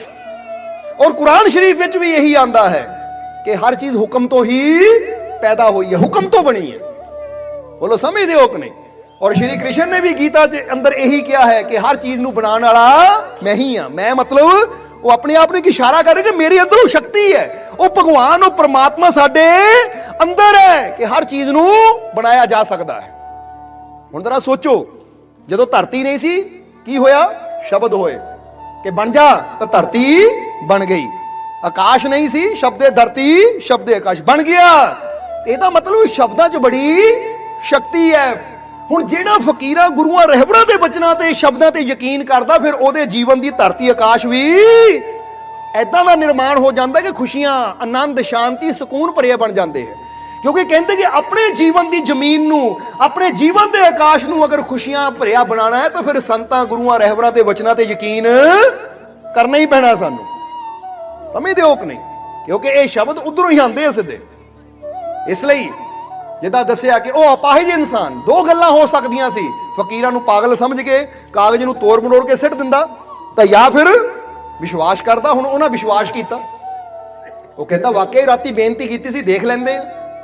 कहंदे रात होई, कागज नूं अपने सराहने थल्ले रखिया, कूड़ी बना के इकट्ठा करके, सवेर होई, सराहना चक्किया, जदों कागज नूं खोलिया वाकई ही विच 1 रुपए का सिक्का। बड़ा खुश होया, कहंदा वाकई फकीरां दे वचनां ते यकीन कीता, विश्वास कीता, तां ओहदी रहमत मिल गई। हुण हर रोज 1 रुपया मिलण लगा तो ओहदी गरीबी दूर होनी शुरू हो गई, क्योंकि उस वेले 1 रुपए की वैल्यू, कीमत बहुत सी। हौली हौली सोहना घर बनाना शुरू कर लिया, और आप अपाहिज होने करके नौकर भी रख लिया, जिहड़ा घर दा काम कार करे, ਮੈਨੂੰ ਖਾਣਾ ਟਾਈਮ ਨਾਲ ਬਣਾ ਕੇ ਦੇਵੇ। ਯਾਨੀ ਘਰ ਦੇ ਵਿੱਚ ਸਾਰੀਆਂ ਸੁੱਖ ਸੁਵਿਧਾਵਾਂ ਆਉਣੀਆਂ ਸ਼ੁਰੂ ਹੋ ਗਈਆਂ। ਇੱਕ ਦਿਨ ਕੀ ਹੋਇਆ, ਇੱਕ ਹੋਰ ਫਕੀਰ ਉਹਦੇ ਘਰ ਆਇਆ। ਜਦੋਂ ਫਕੀਰ ਘਰ ਆਇਆ, ਇਹਨਾਂ ਦੇਖਿਆ ਤਾਂ ਇਹਨਾਂ ਫਕੀਰਾਂ ਨੂੰ ਬਿਠਾਇਆ ਕਿ ਪਹਿਲੇ ਦਿਨ ਫਕੀਰ ਆਏ ਸੀ, ਘਰ ਦੀ ਹਾਲਤ ਇੰਨੀ ਮਾੜੀ ਸੀ ਕਿ ਮੈਂ ਉਹਨਾਂ ਦੀ ਸੇਵਾ ਨਹੀਂ ਕਰ ਪਾਇਆ, ਪਰ ਇਹ ਸਾਰੀਆਂ ਦਾਤਾਂ, ਇਹ ਜਿਹੜਾ ਖੁਸ਼ੀਆਂ ਦਾ ਬੂਟਾ ਅੱਜ ਮੇਰੇ ਘਰ 'ਚ ਲੱਗਾ ਆ, ਇਹ ਫਕੀਰ ਇਹ ਲਾ ਗਏ ਜਿਹੜੇ ਉਦੋਂ ਆਏ ਸੀ, ਪਰ ਉਦੋਂ ਮੈਂ ਉਹਨਾਂ ਦੀ ਕੋਈ ਸੇਵਾ ਨਹੀਂ ਕਰ ਪਾਇਆ, ਦਰਵਾਜ਼ੇ ਤੋਂ ਚਲੇ ਗਏ ਉਹ। ਪਰ ਅੱਜ ਇੱਕ ਹੋਰ ਫਕੀਰ ਆਇਆ ਹੈ ਤਾਂ ਫਕੀਰਾਂ ਦੀਆਂ ਦੁਆਵਾਂ ਨਾਲ ਇੱਥੇ ਤੱਕ ਪਹੁੰਚਾ ਆ, ਤਾਂ ਇਹਨਾਂ ਦੀ ਸੇਵਾ ਜਿੰਨੀ ਹੋ ਸਕਦੀ ਮੈਂ ਕਰਾਂ। ਕਹਿੰਦੇ ਉਹਨਾਂ ਨੇ ਉਸ ਅਪਾਹਿਜ ਨੇ ਉਸ ਫਕੀਰ ਨੂੰ ਘਰ ਬੁਲਾਇਆ, ਬਿਠਾਇਆ, ਖਾਣਾ ਖਿਲਾਇਆ, ਪੂਰੀ ਸੇਵਾ ਕੀਤੀ। ਫਕੀਰ ਉਹਦੀ ਸੇਵਾ ਤੋਂ ਇੰਨੇ ਖੁਸ਼ ਹੋਏ ਔਰ ਕਹਿਣ ਲੱਗੇ, ਬੇਟਾ ਗਏ ਤਾਂ ਬਹੁਤ ਘਰਾਂ 'ਚ ਅਸੀਂ, ਪਰ ਤੂੰ ਬਹੁਤ ਸੇਵਾ ਕੀਤੀ। ਤਾਂ ਉਸ ਵੇਲੇ ਉਹਨਾਂ ਰਾਜ ਖੋਲਿਆ, ਕਹਿੰਦਾ ਮਹਾਰਾਜ ਪਹਿਲਾਂ ਮੈਂ ਵੀ ਬਹੁਤ ਗਰੀਬ ਸੀ, ਕਈ ਦਿਨ ਫਾਕਾ ਭੁੱਖੇ ਰਹਿਣਾ ਪੈਂਦਾ ਸੀ। ਫਿਰ ਇੱਕ ਦਿਨ ਇੱਕ ਫਕੀਰ ਆਏ ਤਾਂ ਮੇਰੀ ਜ਼ਿੰਦਗੀ ਬਦਲ ਗਈ। ਉਹਨਾਂ ਸਾਰੀ ਗੱਲ ਦੱਸੀ ਕਿ ਇਦਾਂ ਫਕੀਰ ਆਏ, ਏਕਾ ਲਿਖ ਕੇ ਦੇ ਗਏ, ਤਾਂ ਉਦੋਂ ਦਾ ਮੈਂ ਖੁਸ਼ੀ ਨਾਲ ਜ਼ਿੰਦਗੀ ਜੀ ਰਿਹਾ। ਤਾਂ ਉਸ ਲਈ ਫਕੀਰਾਂ ਨੇ ਕਿਹਾ, ਅੱਛਾ ਬੇਟਾ ਉਹ ਕਾਗਜ਼ ਕਿੱਥੇ, ਲੈ ਕੇ ਆ ਜ਼ਰਾ। ਇਹ ਗਿਆ, ਉਹ ਕਾਗਜ਼ ਲੈ ਕੇ ਆਇਆ। ਹੁਣ ਫਕੀਰਾਂ ਨੇ ਉਹ ਕਾਗਜ਼ ਪਕੜਿਆ, ਕਲਮ ਕੱਢੀ ਔਰ ਉਹਦੇ ਮਗਰ ਇੱਕ ਜ਼ੀਰੋ ਲਾ ਦਿੱਤੀ। ਕਹਿੰਦੇ ਲੈ ਫਿਰ ਤੇਰੀ ਸੇਵਾ ਤੋਂ ਅਸੀਂ ਬਹੁਤ ਖੁਸ਼ ਹਾਂ, ਪਹਿਲਾਂ ਤੈਨੂੰ 1 ਮਿਲਦਾ ਸੀ, ਹੁਣ ਇਹ 0 ਲੱਗ ਗਈ, ਹੁਣ ਤੈਨੂੰ ਮਿਲਣਗੇ ਕਿੰਨੇ, 10, ਕਿਉਂਕਿ ਇੱਕ ਤਾਂ ਸਿਫਰ ਲੱਗੀ ਤਾਂ ਹੋ ਗਿਆ 10। ਉਹ ਆਦਮੀ ਬੜਾ ਖੁਸ਼ ਹੋਇਆ, ਕਹਿੰਦਾ ਕਮਾਲ ਦੀ ਗੱਲ ਹੈ, ਪਹਿਲਾਂ 1 ਸੀ ਹੁਣ 10। ਉਹਨਾਂ ਧੰਨਵਾਦ ਕੀਤਾ ਫਕੀਰਾਂ ਦਾ। ਫਕੀਰ ਦੁਆਵਾਂ ਦਿੰਦੇ ਹੋਏ ਚਲੇ ਗਏ। ਇੱਥੋਂ ਕੀ ਪਤਾ ਲੱਗਦਾ ਹੈ ਕਿ ਫਕੀਰਾਂ ਦੀਆਂ ਦੁਆਵਾਂ ਇਨਸਾਨ ਦੀ ਜ਼ਿੰਦਗੀ ਨੂੰ ਕਈ ਗੁਣਾ ਖੁਸ਼ੀਆਂ ਨਾਲ ਭਰ ਦਿੰਦੀਆਂ। ਜਿੱਦਾਂ ਬੰਦਾ ਕਹਿੰਦਾ ਨਾ ਅੱਜ ਮੇਰੇ ਘਰ 'ਚ ਇੱਕ ਖੁਸ਼ੀ ਹੈ, ਤਾਂ ਕਹਿੰਦੇ ਫਕੀਰਾਂ ਦੀਆਂ ਦੁਆਵਾਂ ਲਓ 1 ਤੋਂ 10 ਹੋ ਜਾਣਗੀਆਂ, ਕਿਉਂਕਿ ਕਈ ਗੁਣਾ ਹੋ ਕੇ ਮਿਲਦਾ ਹੈ ਬੰਦੇ ਨੂੰ। ਜਿੱਦਾਂ ਕਹਿੰਦੇ ਆ ਨਾ, ਇੱਕ ਸ਼ਬਦ ਅੰਦਰ ਆਇਆ ਵੀ ਬੜਾ ਪਿਆਰਾ ਕਿ ਜਾ ਕੇ ਮਨ ਵਿਸ਼ਵਾਸ ਹੈ ਜੋ ਨਾਮ ਪ੍ਰੇਮ ਸੇ ਲੇਤ, ਨਾਰਾਇਣ ਜੇ ਸਾਹਿਬ ਗੁਣ ਇੱਕ ਮੰਗੇ ਲੱਖ ਦੇਤ। ਸਵਾਮੀ ਨਾਰਾਇਣ ਹੋਏ ਆ, ਫਕੀਰ ਹੋਏ ਆ, ਇੱਕ ਬਹੁਤ ਬੜੇ ਸੰਤ, ਉਹ ਕਹਿੰਦੇ ਪ੍ਰਮਾਤਮਾ ਦੇ ਪਿਆਰਿਆਂ ਦਾ ਜਾਂ ਉਹ ਪ੍ਰਭੂ ਦਾ ਗੁਣ ਹੈ ਕਿ ਜੇ ਤੇਰੇ ਅੰਦਰ ਪਿਆਰ ਹੈ, ਵਿਸ਼ਵਾਸ ਹੈ, ਤੂੰ ਵਿਸ਼ਵਾਸ ਨਾਲ ਉਹਨੂੰ ਯਾਦ ਕਰਦਾ, ਮੰਨਦਾ ਹੈ ਨਾ, ਤੇਰੇ ਅੰਦਰ ਵਿਸ਼ਵਾਸ ਜ਼ਿਆਦਾ ਹੋਵੇ ਔਰ ਤੂੰ 1 ਮੰਗੇਗਾ ਤਾਂ ਰੱਬ ਤੈਨੂੰ 1 ਦੀ ਜਗ੍ਹਾ ਲੱਖ ਦੇਗਾ, ਕਿਉਂਕਿ ਉਹ ਦਇਆ ਦਾ ਸਾਗਰ ਹੈ। ਬੰਦਾ ਮੰਗਣ ਲੱਗੇ ਆਪਣੀ ਹੈਸੀਅਤ ਦੇ ਹਿਸਾਬ ਨਾਲ ਮੰਗਦਾ, ਤਾਂ ਉਹ ਦੇਣ ਲੱਗਿਆ ਆਪਣੀ ਤਾਕਤ ਦੇ ਹਿਸਾਬ ਨਾਲ ਦਿੰਦਾ ਹੈ ਕਿ ਲੈ ਵੀ ਮੈਂ ਦਾਤਾ ਹਾਂ, 1 ਮੰਗਿਆ ਤਾਂ 1 ਦੇਵਾਂਗੇ ਤਾਂ ਸ਼ਰਮ ਦੀ ਗੱਲ ਹੈ। ਚਲੋ ਸਮਝਦੇ ਹੋ ਕਿ ਨਹੀਂ, ਉਹ ਤਾਂ ਫਿਰ ਦਾਤਾ ਹੈ, ਉਹਨਾਂ ਕੀ ਪਤਾ 1000 ਲੱਖ ਕਿੰਨਾ ਦੇ ਦੇਣਾ ਹੈ। ਇਸ ਲਈ ਫਕੀਰਾਂ ਦੇ ਕੋਲ ਜਾ ਕੇ ਜਦੋਂ ਦੁਆਵਾਂ ਮਿਲਦੀਆਂ ਤੇ ਇਨਸਾਨ ਦੀਆਂ ਜਿਹੜੀਆਂ ਖੁਸ਼ੀਆਂ ਨੇ ਇਹ ਕਈ ਗੁਣਾ ਵੱਧ ਜਾਂਦੀਆਂ ਹੈ। ਉਹ ਆਦਮੀ ਬੜਾ ਖੁਸ਼ ਹੋਇਆ। ਹੁਣ ਕਹਿੰਦੇ ਉਸ ਦਿਨ ਤੋਂ ਜਰਾ ਧਿਆਨ ਦੇਣਾ ਸਾਰਿਆਂ ਨੇ, ਉਸ ਦਿਨ ਤੋਂ ਕੀ ਹੋਇਆ, ਜਦੋਂ ਫਕੀਰਾਂ ਨੇ 0 ਲਾ ਦਿੱਤੀ ਤਾਂ 0 ਲੱਗਣ ਦੇ ਕਾਰਨ ਉਸ ਦਿਨ ਤੋਂ ਉਹਨੂੰ 10 ਮਿਲਣ ਲੱਗ ਪਏ। ਜਦੋਂ ਸਵੇਰੇ ਉੱਠਣਾ 10 ਰੁਪਏ ਮਿਲਣੇ, ਬੜਾ ਖੁਸ਼ ਹੋਇਆ। ਹੁਣ 10 ਮਿਲਣ ਲੱਗੇ ਤਾਂ ਘਰ ਹੋਰ ਬੜਾ ਕਰ ਲਿਆ, ਨੌਕਰ ਹੋਰ ਰੱਖ ਲਏ, ਐਸ਼ੋ ਆਰਾਮ ਹੋਰ ਵੱਧ ਗਿਆ। ਇਦਾਂ ਹੀ ਕੁਝ ਸਾਲ ਗੁਜ਼ਰੇ ਤਾਂ ਇੱਕ ਦਿਨ ਇੱਕ ਤੀਸਰਾ ਫਕੀਰ ਆਇਆ। ਹੁਣ ਤੀਸਰਾ ਫਕੀਰ ਆਇਆ ਤੇ ਇਹਦੇ ਮਨ 'ਚ ਆਇਆ ਕਿ ਭਾਈ ਪਹਿਲਾ ਆਇਆ ਸੀ 1 ਦੇ ਗਿਆ, ਦੂਜਾ ਆਇਆ 10 ਦੇ ਗਿਆ, ਬੜੀ ਕਿਰਪਾ ਕਰ ਗਿਆ, ਹੁਣ ਤੀਜਾ ਆਇਆ ਇਹਦੀ ਵੀ ਸੇਵਾ ਕਰ ਲਵਾਂ, ਕੀ ਪਤਾ ਇਹ ਵੀ 1 ਹੋਰ ਜ਼ੀਰੋ ਲਾ ਦੇਵੇ ਤਾਂ 100 ਮਿਲ ਜਾਵੇ, ਕਿਉਂਕਿ ਹਮੇਸ਼ਾ ਫਕੀਰਾਂ ਕੋਲੋਂ ਗੁਣਾ 'ਚ ਹੀ ਮਿਲਦਾ ਹੈ। ਸਮਝਦੇ ਹੋ ਕਿ ਨਹੀਂ, ਉਹਨੇ 1 ਨੂੰ ਗੁਣਾ ਕਰਕੇ 10 ਕਰ ਦਿੱਤਾ, ਉਹ ਹੁਣ 10 ਨੂੰ ਕਰਾਂਗੇ 10 ਨਾਲ ਤਾਂ ਫਿਰ 100 ਹੋ ਗਿਆ। ਹੁਣ ਕਹਿੰਦੇ ਆ ਇਹਨੇ ਉਹ ਤੀਸਰੇ ਫਕੀਰ ਦੀ ਵੀ ਬੜੀ ਸੇਵਾ ਕੀਤੀ, ਬੜੀ ਸੇਵਾ ਕੀਤੀ, ਬਹੁਤ ਸੇਵਾ ਕੀਤੀ। ਜਦੋਂ ਸੇਵਾ ਇੰਨੀ ਕੀਤੀ ਕਿ ਫਕੀਰ ਖੁਸ਼ ਹੋ ਗਏ, ਤਾਂ ਫਕੀਰਾਂ ਨੇ ਜਦੋਂ ਖੁਸ਼ ਹੋਏ ਤਾਂ ਪੁੱਛਿਆ, ਦੱਸ ਬੇਟਾ ਤੈਨੂੰ ਕੀ ਚਾਹੀਦਾ? ਇਹ ਬਹੁਤ ਖੁਸ਼ ਹਾਂ ਤੇਰੀ ਸੇਵਾ ਤੋਂ। ਤਾਂ ਉਹ ਕਾਗਜ਼ ਲੈ ਕੇ ਆਇਆ, ਕਹਿੰਦਾ ਮਹਾਰਾਜ ਆ ਪਹਿਲਾ ਫਕੀਰ ਆਇਆ ਸੀ 1 ਲਿਖ ਗਿਆ, ਦੂਜਾ ਆਇਆ 0 ਲਿਖ ਗਿਆ, 10 ਹੋ ਗਏ, ਹੁਣ ਤੁਸੀਂ ਵੀ 1 0 ਲਾ ਦਿਓ। ਹੁਣ ਫਕੀਰ ਕਹਿੰਦੇ ਅੱਛਾ ਲਿਆ। ਫਿਰ ਫਕੀਰਾਂ ਨੇ ਕਾਗਜ਼ ਦੇਖਿਆ, ਕਲਮ ਫੜੀ ਔਰ ਅੱਗੇ 1 0 ਹੋਰ ਲਾ ਦਿੱਤੀ, ਹੁਣ ਬਣ ਗਿਆ 100। ਕਹਿੰਦੇ ਜਾ ਫਿਰ ਅੱਗੇ 1 ਮਿਲਦਾ ਸੀ, ਫਿਰ ਦੂਜਾ ਆ ਕੇ 0 ਲਾ ਗਿਆ, 10 ਮਿਲਦੇ, ਹੁਣ 100 ਮਿਲੇਗਾ। ਬੜਾ ਖੁਸ਼ ਹੋਇਆ ਔਰ ਬੜਾ ਖੁਸ਼। ਕਹਿੰਦੇ ਫਕੀਰਾਂ ਨੂੰ ਖੁਸ਼ੀ ਖੁਸ਼ੀ ਤੋਰਿਆ। ਹੁਣ ਰਾਤ ਨੂੰ ਜਦੋਂ ਪਰਚੀ ਰੱਖੀ, ਸਵੇਰੇ ਉੱਠਿਆ ਤਾਂ ਵਾਕਈ 100। ਹੁਣ ਤਾਂ ਕਮਾਲ ਹੋ ਗਈ, 100 ਹੈ, ਹੁਣ ਤਾਂ ਕਮੀ ਕੋਈ ਨਹੀਂ ਰਹਿ ਗਈ। ਹੁਣ ਤਾਂ ਉਹ ਨਗਰ ਦਾ ਸਭ ਤੋਂ ਧਨੀ ਬੰਦਾ ਬਣ ਗਿਆ। ਹਰ ਰੋਜ਼ 100 ਰੁਪਇਆ ਬੈਠੇ ਬਿਠਾਏ ਨੂੰ ਮਿਲ ਰਿਹਾ ਉਸ ਸਮੇਂ 'ਚ, ਉਸ ਜ਼ਮਾਨੇ 'ਚ। ਇੰਨਾ ਧਨੀ ਕਿ ਲੋਕ ਵੀ ਹੈਰਾਨ ਆ, ਕਰਦਾ ਕੁਛ ਨਹੀਂ, ਪੈਸਾ ਆ ਹੀ ਜਾਂਦਾ ਹੈ। ਕਮਾਲ ਦੀ ਗੱਲ ਹੈ, ਪਤਾ ਨਹੀਂ ਇਹਦੇ ਹੱਥ ਕਿਹੜਾ ਖਜ਼ਾਨਾ ਆ ਗਿਆ। ਹੁਣ ਇਹ ਖਜ਼ਾਨੇ ਰੱਬ ਦੀਆਂ ਰਹਿਮਤਾਂ ਦੇ ਆ ਜੋ ਫਕੀਰਾਂ ਦੇ ਜ਼ਰੀਏ ਮਿਲਦੇ ਹੈ। ਔਰ ਤਾਂ ਹੀ ਤਾਂ ਕਹਿੰਦੇ ਨਾ, ਜੇ ਵੱਡ ਆਪ ਤੇ ਵੱਡ ਤੇਰੀ, ਜਾਂ ਦੂਜੇ ਲਫ਼ਜ਼ਾਂ 'ਚ ਕਿਹਾ ਦਿੰਦਾ ਦੇ ਲੈਂਦੇ ਥੱਕ ਪਾਹੀ ਜੁਗਾ ਜੁਗੰਤਰ। ਜਦੋਂ ਉਹ ਰੱਬ, ਉਹ ਮਾਲਿਕ, ਉਹ ਪਰਮਾਤਮਾ ਦੇਣ ਤੇ ਆ ਜਾਵੇ ਤਾਂ ਬੰਦਾ ਲੈਂਦਾ ਲੈਂਦਾ ਥੱਕ ਜਾਂਦਾ ਹੈ। ਜਦ ਕਹਿੰਦੇ ਬੰਦੇ ਤੋਂ ਸੰਭਾਲਿਆ ਨਹੀਂ ਜਾਂਦਾ, ਕਿਉਂਕਿ ਕਿਹਾ ਜਾਂਦਾ ਕਿ ਜਦੋਂ ਉਹ ਰੱਬ ਆਪਣੇ ਬੇਅੰਤ ਹੱਥਾਂ ਨਾਲ ਦਿੰਦਾ ਤਾਂ ਬੰਦਾ ਦੋ ਹੱਥਾਂ ਨਾਲ ਕਿੰਨਾ ਕੁ ਸੰਭਾਲੇਗਾ। ਜਿੱਦਾਂ 10 ਬੰਦੇ ਖੜੇ ਹੋ ਨਾ ਚੀਜ਼ਾਂ ਫੜਾਉਣ, ਬੰਦੇ ਨੇ ਕਹਿਣਾ ਭਾਈ ਮੇਰੇ 2 ਹੀ ਹੱਥ ਹੈ, ਆਰਾਮ ਨਾਲ ਫੜਾਓ। ਤੁਸੀਂ ਤਾਂ 10 ਬੰਦੇ ਹੋ 20 ਹੱਥਾਂ ਵਾਲੇ, ਯਾਨੀ ਤੁਹਾਡੇ 10 ਨੂੰ ਮਿਲਾ ਕੇ 20 ਬਣ ਗਏ, ਤੁਸੀਂ 20 ਹੱਥਾਂ ਨਾਲ ਫੜਾਓਗੇ ਤਾਂ ਮੈਂ ਦੋਵਾਂ ਨਾਲ ਕਿੰਨਾ ਕੁ ਸੰਭਾਲੂ। ਹੁਣ 20 ਹੱਥਾਂ ਨੂੰ ਨਹੀਂ ਬੰਦਾ ਸੰਭਾਲ ਸਕਦਾ ਤਾਂ ਬੇਅੰਤ ਹੱਥਾਂ ਨੂੰ ਬੰਦਾ ਕਿੱਦਾਂ ਸੰਭਾਲੇਗਾ ਜਦੋਂ ਦਾਤਾ ਦੇਣ ਤੇ ਆ ਜਾਵੇ। ਸਮਝਣਾ ਜ਼ਰਾ ਸਾਰਿਆਂ ਨੇ। ਔਰ ਇਹਨੂੰ ਉਲਟਾ ਵੀ ਕਰ ਲਈਏ, ਵੈਸੇ ਕਹਿਣ ਨੂੰ ਆ ਜਾਂਦਾ ਹੈ, ਨਹੀਂ ਤਾਂ ਉਹ ਲੈਂਦਾ ਨਹੀਂ ਹੈ, ਪਰ ਕਹਿੰਦੇ ਜੇ ਤੂੰ ਗਲਤੀਆਂ ਕਰੇਗਾ ਉਹ ਲੈਣ ਤੇ ਆ ਜਾਵੇ ਤਾਂ ਤੂੰ ਆਪਣੇ 2 ਹੱਥਾਂ ਨਾਲ ਕਿੰਨਾ ਕੁ ਬਚਾਏਗਾ। ਸਮਝਦੇ ਹੋ ਕਿ ਨਹੀਂ? ਇਸ ਲਈ ਕਹਿੰਦੇ ਹੈ ਕਿ ਗਲਤੀ ਨਾ ਕਰ, ਆਪਣੇ ਰੱਬ ਤੇ ਯਕੀਨ ਰੱਖ ਤਾਂ ਕਿ ਉਹਦੀ ਤਰਫੋਂ ਦਾਤਾਂ ਮਿਲਦੀਆਂ ਚਲੀਆਂ ਜਾਣ, ਖੁਸ਼ੀਆਂ ਮਿਲਦੀਆਂ ਚਲੀਆਂ ਜਾਣ। ਹੁਣ ਲੋਕ ਹੈਰਾਨ ਹੁੰਦੇ ਸੀ, ਇਹ ਪਾਹਿਜ਼ ਕੋਲ ਸਭ ਕੁਝ ਆ ਕਿੱਥੋਂ ਰਿਹਾ ਹੈ, ਕਿ ਕਿਹੜਾ ਖਜ਼ਾਨਾ ਇਹਦੇ ਹੱਥ ਆ ਗਿਆ। ਕਈ ਪੁੱਛਦੇ ਵੀ ਸੀ ਤਾਂ ਉਹਨੇ ਇਹੀ ਕਹਿਣਾ ਬਸ ਭਾਈ ਰਹਿਮਤ ਦਾ ਖਜ਼ਾਨਾ। ਪਰ ਫਿਰ ਕਿਹਾ ਜਾਂਦਾ ਜਦੋਂ ਪੈਸਾ ਜ਼ਿਆਦਾ ਆਉਂਦਾ ਤਾਂ ਬੰਦੇ ਅੰਦਰ ਹੰਕਾਰ ਵੀ ਆਣਾ ਸ਼ੁਰੂ ਹੋ ਜਾਂਦਾ ਹੈ, ਮਾਣ ਵੀ ਆਣਾ ਸ਼ੁਰੂ ਹੋ ਜਾਂਦਾ ਹੈ। ਹੁਣ ਹਵੇਲੀ ਬੜੀ ਹੋ ਗਈ, ਘਰ ਬੜਾ ਹੋ ਗਿਆ, ਪੈਸਾ ਬੜਾ ਹੋ ਗਿਆ, ਪਰ ਦਿਲ ਜਿਹੜਾ ਸੀ ਉਹ ਛੋਟਾ ਹੋ ਗਿਆ। ਜਰਾ ਗੌਰ ਕਰਨਾ, ਹੁੰਦਾ ਹਮੇਸ਼ਾ ਜਦੋਂ ਦਿਲ ਥੋੜਾ ਹੁੰਦਾ ਨਾ ਬੰਦੇ ਦਾ, ਜਿੱਦਾਂ ਸਮਝ ਲਓ ਬੰਦੇ ਜੇ 10 ਰੁਪਏ ਬੰਦਾ ਕਹਿੰਦਾ ਰੱਬਾ ਕਾਸ਼ ਮੇਰੇ ਕੋਲ ਲੱਖਾਂ ਹੁੰਦੇ ਤਾਂ ਤੇਰੇ ਨਾਂ ਤੇ ਹਜ਼ਾਰਾਂ ਹੀ ਖਰਚਦਾ, ਮੈਨੂੰ ਦੇ ਜ਼ਿਆਦਾ ਤਾਂ ਕਿ ਮੈਂ ਤੇਰੇ ਨਾਂ ਤੇ ਖਰਚਾ। ਪਰ ਜਦੋਂ ਲੱਖਾਂ ਆਉਂਦੇ ਫਿਰ ਬੰਦੇ ਦਾ ਦਿਲ ਇੰਨਾ ਕੁ ਹੋ ਜਾਂਦਾ, ਕਹਿੰਦਾ ਹੁਣ ਦਊਂਗਾ ਤਾਂ ਘਟ ਨਾ ਜਾਵੇ ਕਿਤੇ। ਤਾਂ ਰੱਬ ਕਹਿੰਦਾ ਕਮਾਲ ਦੀ ਗੱਲ ਹੈ, ਪਹਿਲਾਂ ਕਹਿੰਦਾ ਸੀ ਰੱਬਾ ਜ਼ਿਆਦਾ ਦੇ ਤਾਂ ਕਿ ਮੈਂ ਬਹੁਤਾ ਦਾਨ ਕਰਾਂ, ਪੁੰਨ ਕਰਾਂ, ਨੇਕੀ ਕਰਾਂ, ਹੁਣ ਜ਼ਿਆਦਾ ਦਿੱਤਾ ਤਾਂ ਹੁਣ ਡਰਦਾ ਹੈ ਤਾਂ ਲੈ ਫਿਰ ਉਹ ਵਾਪਸ ਫਿਰ ਉੱਥੇ ਹੀ ਲਿਆਂਦਾ ਬੰਦੇ ਨੂੰ। ਇਸ ਲਈ ਕਿਹਾ ਜਾਂਦਾ ਹੈ ਕਿ ਦਾਤਾ ਦੇਣ ਵਾਲਾ ਦਾਤਾ ਹੈ। ਇਹ ਨਾ ਸੋਚੋ ਕਿ ਘਟ ਜਾਏਗਾ, ਜੇ ਮੈਨੂੰ ਆਪਣੇ ਰੱਬ ਤੇ ਵਿਸ਼ਵਾਸ ਹੈ ਤਾਂ ਘਾਟਾ ਨਹੀਂ ਉਹ ਪੈਣ ਦਿੰਦਾ, ਘਟਣ ਨਹੀਂ ਦਿੰਦਾ, ਬਲਕਿ ਅੱਗੇ ਹੀ ਲੈ ਕੇ ਜਾਂਦਾ ਹੈ। ਹੁਣ ਇੱਧਰ ਹੁਣ 100 ਮਿਲਣ ਲੱਗ ਗਿਆ, ਘਰ ਬੜਾ ਹੋ ਗਿਆ, ਪੈਸਾ ਬੜਾ ਹੋ ਗਿਆ, ਦਿਲ ਛੋਟਾ ਹੋ ਗਿਆ, ਅੰਦਰ ਹੰਕਾਰ ਵੀ ਆ ਗਿਆ ਕਿ ਮੇਰੇ ਵਰਗਾ ਹੋਰ ਕੋਈ ਹੈ ਹੀ ਨਹੀਂ। ਅੱਜ ਕਾਫੀ ਸਾਲਾਂ ਬਾਅਦ ਉਹ ਪਹਿਲੇ ਫਕੀਰ ਜਿਨ੍ਹਾਂ ਨੇ 1 ਰੁਪਏ ਦੀ ਦਾਤ ਦਿੱਤੀ ਸੀ, 1 ਦੀ ਦਾਤ ਦਿੱਤੀ ਸੀ, ਉਹ ਆ ਗਏ। ਜਦੋਂ ਆਏ ਉਹਦੇ ਘਰ ਦੇ ਮੋਹਰੇ ਕਿ ਚਲੋ ਮਿਲ ਚਲੀਏ ਇਹਨੂੰ, ਘਰ ਦੇ ਬਾਹਰ ਨੌਕਰ ਖੜੇ ਸੀ। ਫਕੀਰ ਨੇ ਕਿਹਾ ਜਰਾ ਆਪਣੇ ਮਾਲਿਕ ਨੂੰ ਬੁਲਾਈ। ਉਹਨੂੰ ਕਿਹਾ ਫਕੀਰ ਆਏ ਆ, ਉਹ ਜਿਹੜੇ ਪਹਿਲੇ ਫਕੀਰ ਸੀ, ਪਹਿਲੀ ਵਾਰ ਮਿਲੇ ਸੀ ਉਹਨੂੰ ਜਦੋਂ ਕੱਖਾਂ ਦੀ ਕੁੱਲੀ ਹੁੰਦੀ ਸੀ।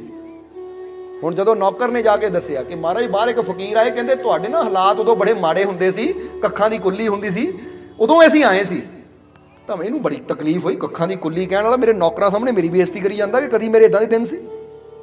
ਕਦੀ ਗੌਰ ਕਰਨਾ, ਜੇ ਕਦੀ ਬੰਦੇ ਨੇ ਨਾ ਕੋਈ ਇਦਾਂ ਖਾਦਾ ਹੋਵੇ ਸੜਕ ਤੇ ਬਹਿ ਕੇ ਜਾਂ ਕਿਤੇ ਇਦਾਂ, ਤਾਂ ਹੁਣ ਉਹ ਅਮੀਰ ਹੋ ਗਿਆ, ਕੋਈ ਦੱਸੇ ਨਾ ਤੂੰ ਵੇਲਾ ਇਦਾਂ ਅੱਛਾ ਮੇਰੀ ਬੇਇੱਜ਼ਤੀ ਨਾ ਕਰ, ਹੁਣ ਇਹ ਨਾ ਗੱਲਾਂ ਕਰ, ਇਹ ਤਾਂ ਬੇਇੱਜ਼ਤੀ ਮੇਰੀ ਹੁੰਦੀ ਹੈ। ਹੁਣ ਨਾ ਦੱਸ ਮੈਨੂੰ ਕਿ ਮੈਂ ਪਹਿਲਾਂ ਕਿੱਦਾਂ ਦੇ ਸੀ, ਫਟੇ ਪੁਰਾਣੇ ਕੱਪੜੇ ਪਾਉਂਦਾ ਹੁੰਦਾ ਸੀ, ਇਹ ਉਹ ਬੰਦਾ ਲੁਕਾਉਣ ਦੀ ਕੋਸ਼ਿਸ਼ ਕਰਦਾ, ਬਲਕਿ ਉੱਥੇ ਬੰਦੇ ਨੂੰ ਕਹਿਣਾ ਚਾਹੀਦਾ ਹਾਂ ਪਹਿਲਾਂ ਮੇਰੇ ਦਿਨ ਉਹ ਸੀ, ਸ਼ੁਕਰ ਹੈ ਮੇਰੇ ਮਾਲਿਕ ਦਾ ਜਿਹੜੇ ਦਾਤੇ ਨੇ ਮੈਨੂੰ ਇੰਨੀਆਂ ਦਾਤਾਂ ਦਿੱਤੀਆਂ ਕਿ ਮੈਨੂੰ ਕੱਖਾਂ ਤੋਂ ਅੱਜ ਲੱਖਾਂ ਤੇ ਲਿਆਂਦਾ, ਇਹ ਮੇਰੀ ਨਹੀਂ ਉਹਦੀ ਵਡਿਆਈ ਹੈ।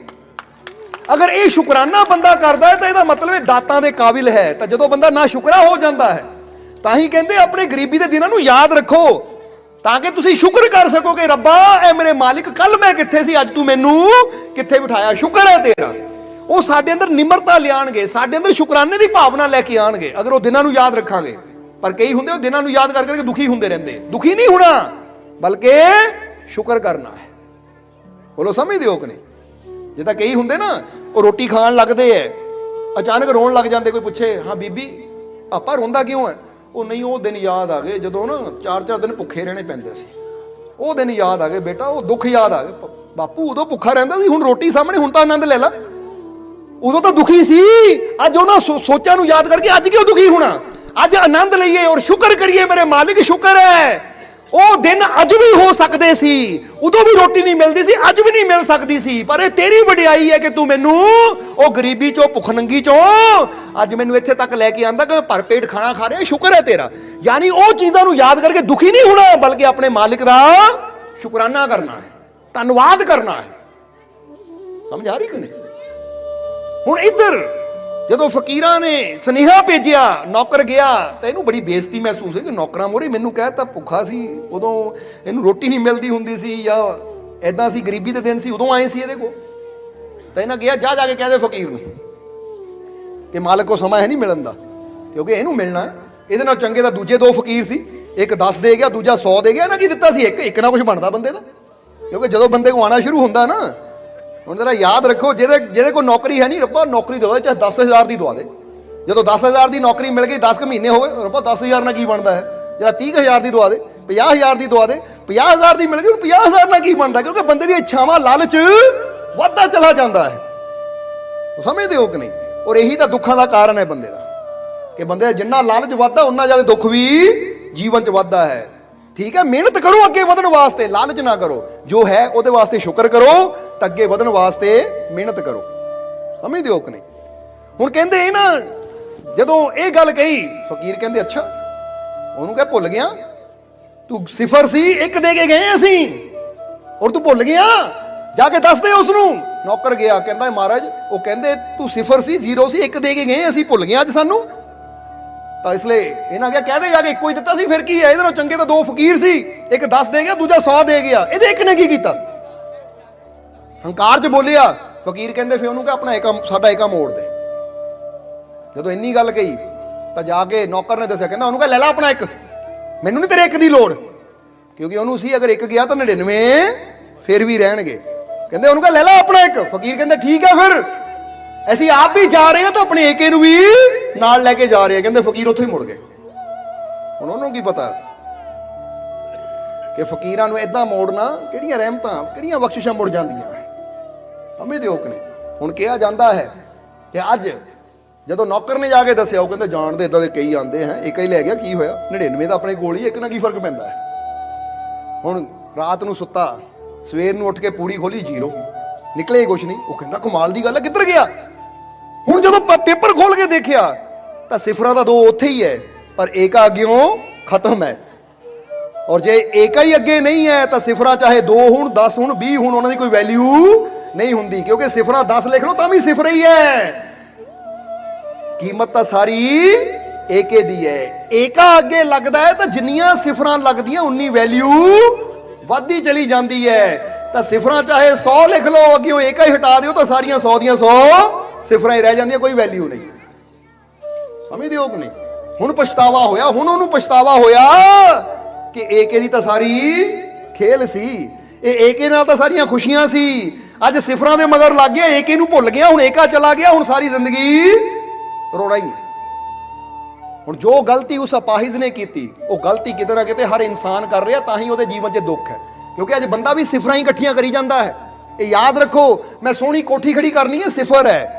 ਮੈਂ ਸੋਹਣੀ ਜ਼ਮੀਨ ਲੈਣੀ ਹੈ, ਇਹ ਸਿਫਰ ਹੈ। ਮੇਰੇ ਕੋਲ ਗੱਡੀ ਚਾਹੀਦੀ ਹੈ, ਸਿਫਰ ਹੈ। ਇਹ ਗੱਡੀ, ਇਹ ਮਕਾਨ, ਇਹ ਜ਼ਮੀਨ, ਇਹ ਪਰਿਵਾਰ, ਇਹਨਾਂ ਸਾਰਿਆਂ ਦੀ ਵੈਲਿਊ ਉਦੋਂ ਪੈਣੀ ਹੈ ਜਦੋਂ ਪ੍ਰਮਾਤਮਾ ਦੇ ਨਾਮ ਦਾ, ਉਹ ਪ੍ਰਭੂ ਦੇ ਵਿਸ਼ਵਾਸ ਦਾ ਅੱਗੇ ਏਕਾ ਲੱਗੇਗਾ। ਜੇ ਅਸੀਂ ਆਪਣੇ ਰੱਬ ਦਾ ਹੀ ਏਕਾ ਹਟਾ ਦਿੱਤਾ ਤਾਂ ਇਹ ਸਾਰੀਆਂ ਚੀਜ਼ਾਂ ਸਿਫਰਾਂ ਆ, ਇਹ ਸਾਨੂੰ ਖੁਸ਼ੀਆਂ ਨਹੀਂ ਦੇ ਸਕਦੀ।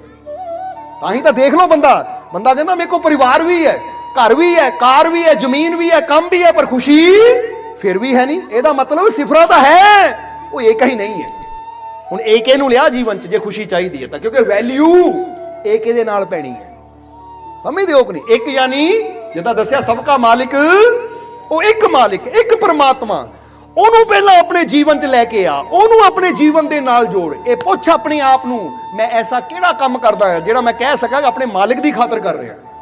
ਮੈਂ ਉਹਦਾ ਸ਼ੁਕਰ ਕਰਦਾ, ਉਹਨੂੰ ਯਾਦ ਕਰਦਾ, ਉਹਦਾ ਸਿਮਰਨ ਕਰਦਾ, ਉੱਤੇ ਵਿਸ਼ਵਾਸ ਕਰਦਾ, ਯਕੀਨ ਕਰਦਾ, ਉਹਦੇ ਨਾਮ ਨਾਲ ਜੁੜਿਆ, ਉਹਦੀ ਬੰਦਗੀ ਕਰਦਾ। ਮੈਂ ਅਗਰ ਮੈਂ ਕੋਈ ਵੀ ਕਰਮ ਇਦਾਂ ਦਾ ਕਰ ਰਿਹਾ ਜਿਹੜਾ ਮੈਨੂੰ ਅੰਦਰੋਂ ਲੱਗੇ ਕਿ ਮੈਂ ਆਪਣੀ ਜਾਂ ਦੁਨੀਆ ਦੀ ਖਾਤਰ ਨਹੀਂ, ਆਪਣੇ ਮਾਲਿਕ ਦੀ ਖਾਤਰ ਕਰ ਰਿਹਾ, ਤਾਂ ਫਿਰ ਸਮਝ ਲਓ ਤੁਸੀਂ ਇੱਕ ਦੇ ਨਾਲ ਜੁੜ ਰਹੇ ਹੋ। ਅੱਜ ਬੰਦਾ ਕਹਿੰਦਾ ਰੋਟੀ ਖਾ ਰਿਹਾ ਆਪਣੀ ਖਾਤਰ, ਕੰਮ ਤੇ ਜਾ ਰਿਹਾ ਪਰਿਵਾਰ ਦੀ ਖਾਤਰ, ਆਪਣੀ ਖਾਤਰ, ਮੈਂ ਸਭ ਕੁਝ ਕਰ ਰਿਹਾ ਆਪਣੀ ਖਾਤਰ। ਹੁਣ ਆਪਣੀ ਖਾਤਰ ਯਾਨੀ ਸਿਫਰਾਂ ਦੀ ਖਾਤਰ ਸਭ ਕੁਝ ਕਰੀ ਜਾਂਦੇ ਆ। ਕੁਝ ਵੀ ਜੀਵਨ ਦੇ ਵਿੱਚ ਐਸਾ ਹੈ ਕਿ ਜਿਹੜਾ ਕਹਿ ਸਕੀਏ ਮੈਂ ਆਪਣੇ ਮਾਲਿਕ ਦੀ ਖਾਤਰ ਕਰ ਰਿਹਾ। ਬੋਲੋ, ਸਮਝਦੇ ਹੋ ਕਿ ਨਹੀਂ? ਜਿੱਦਾਂ ਅਸੀਂ ਹਜ਼ਰਤ ਅਲੀ ਦਾ ਵਾਕਿਆ ਦੱਸੀਦਾ ਹੈ ਕਿ ਘਰ ਦੇ ਵਿੱਚ ਨਾ 3 ਦਿਨ ਤੋਂ ਕੁਝ ਨਹੀਂ ਬਣਿਆ ਸੀ, ਕਿਉਂਕਿ ਘਰ 'ਚ ਕੁਝ ਵੀ ਨਹੀਂ ਸੀ। ਆਖਰ ਕੋਈ ਪ੍ਰੇਮੀ ਆਇਆ, ਉਹਨੂੰ ਪਤਾ ਲੱਗਾ ਕਿ ਹਜ਼ਰਤ ਅਲੀ ਨੇ 3 ਦਿਨ ਤੋਂ ਕੁਝ ਨਹੀਂ ਖਾਧਾ, ਤਾਂ ਉਹ ਕੁਝ ਖਾਣਾ ਦੇ ਗਿਆ।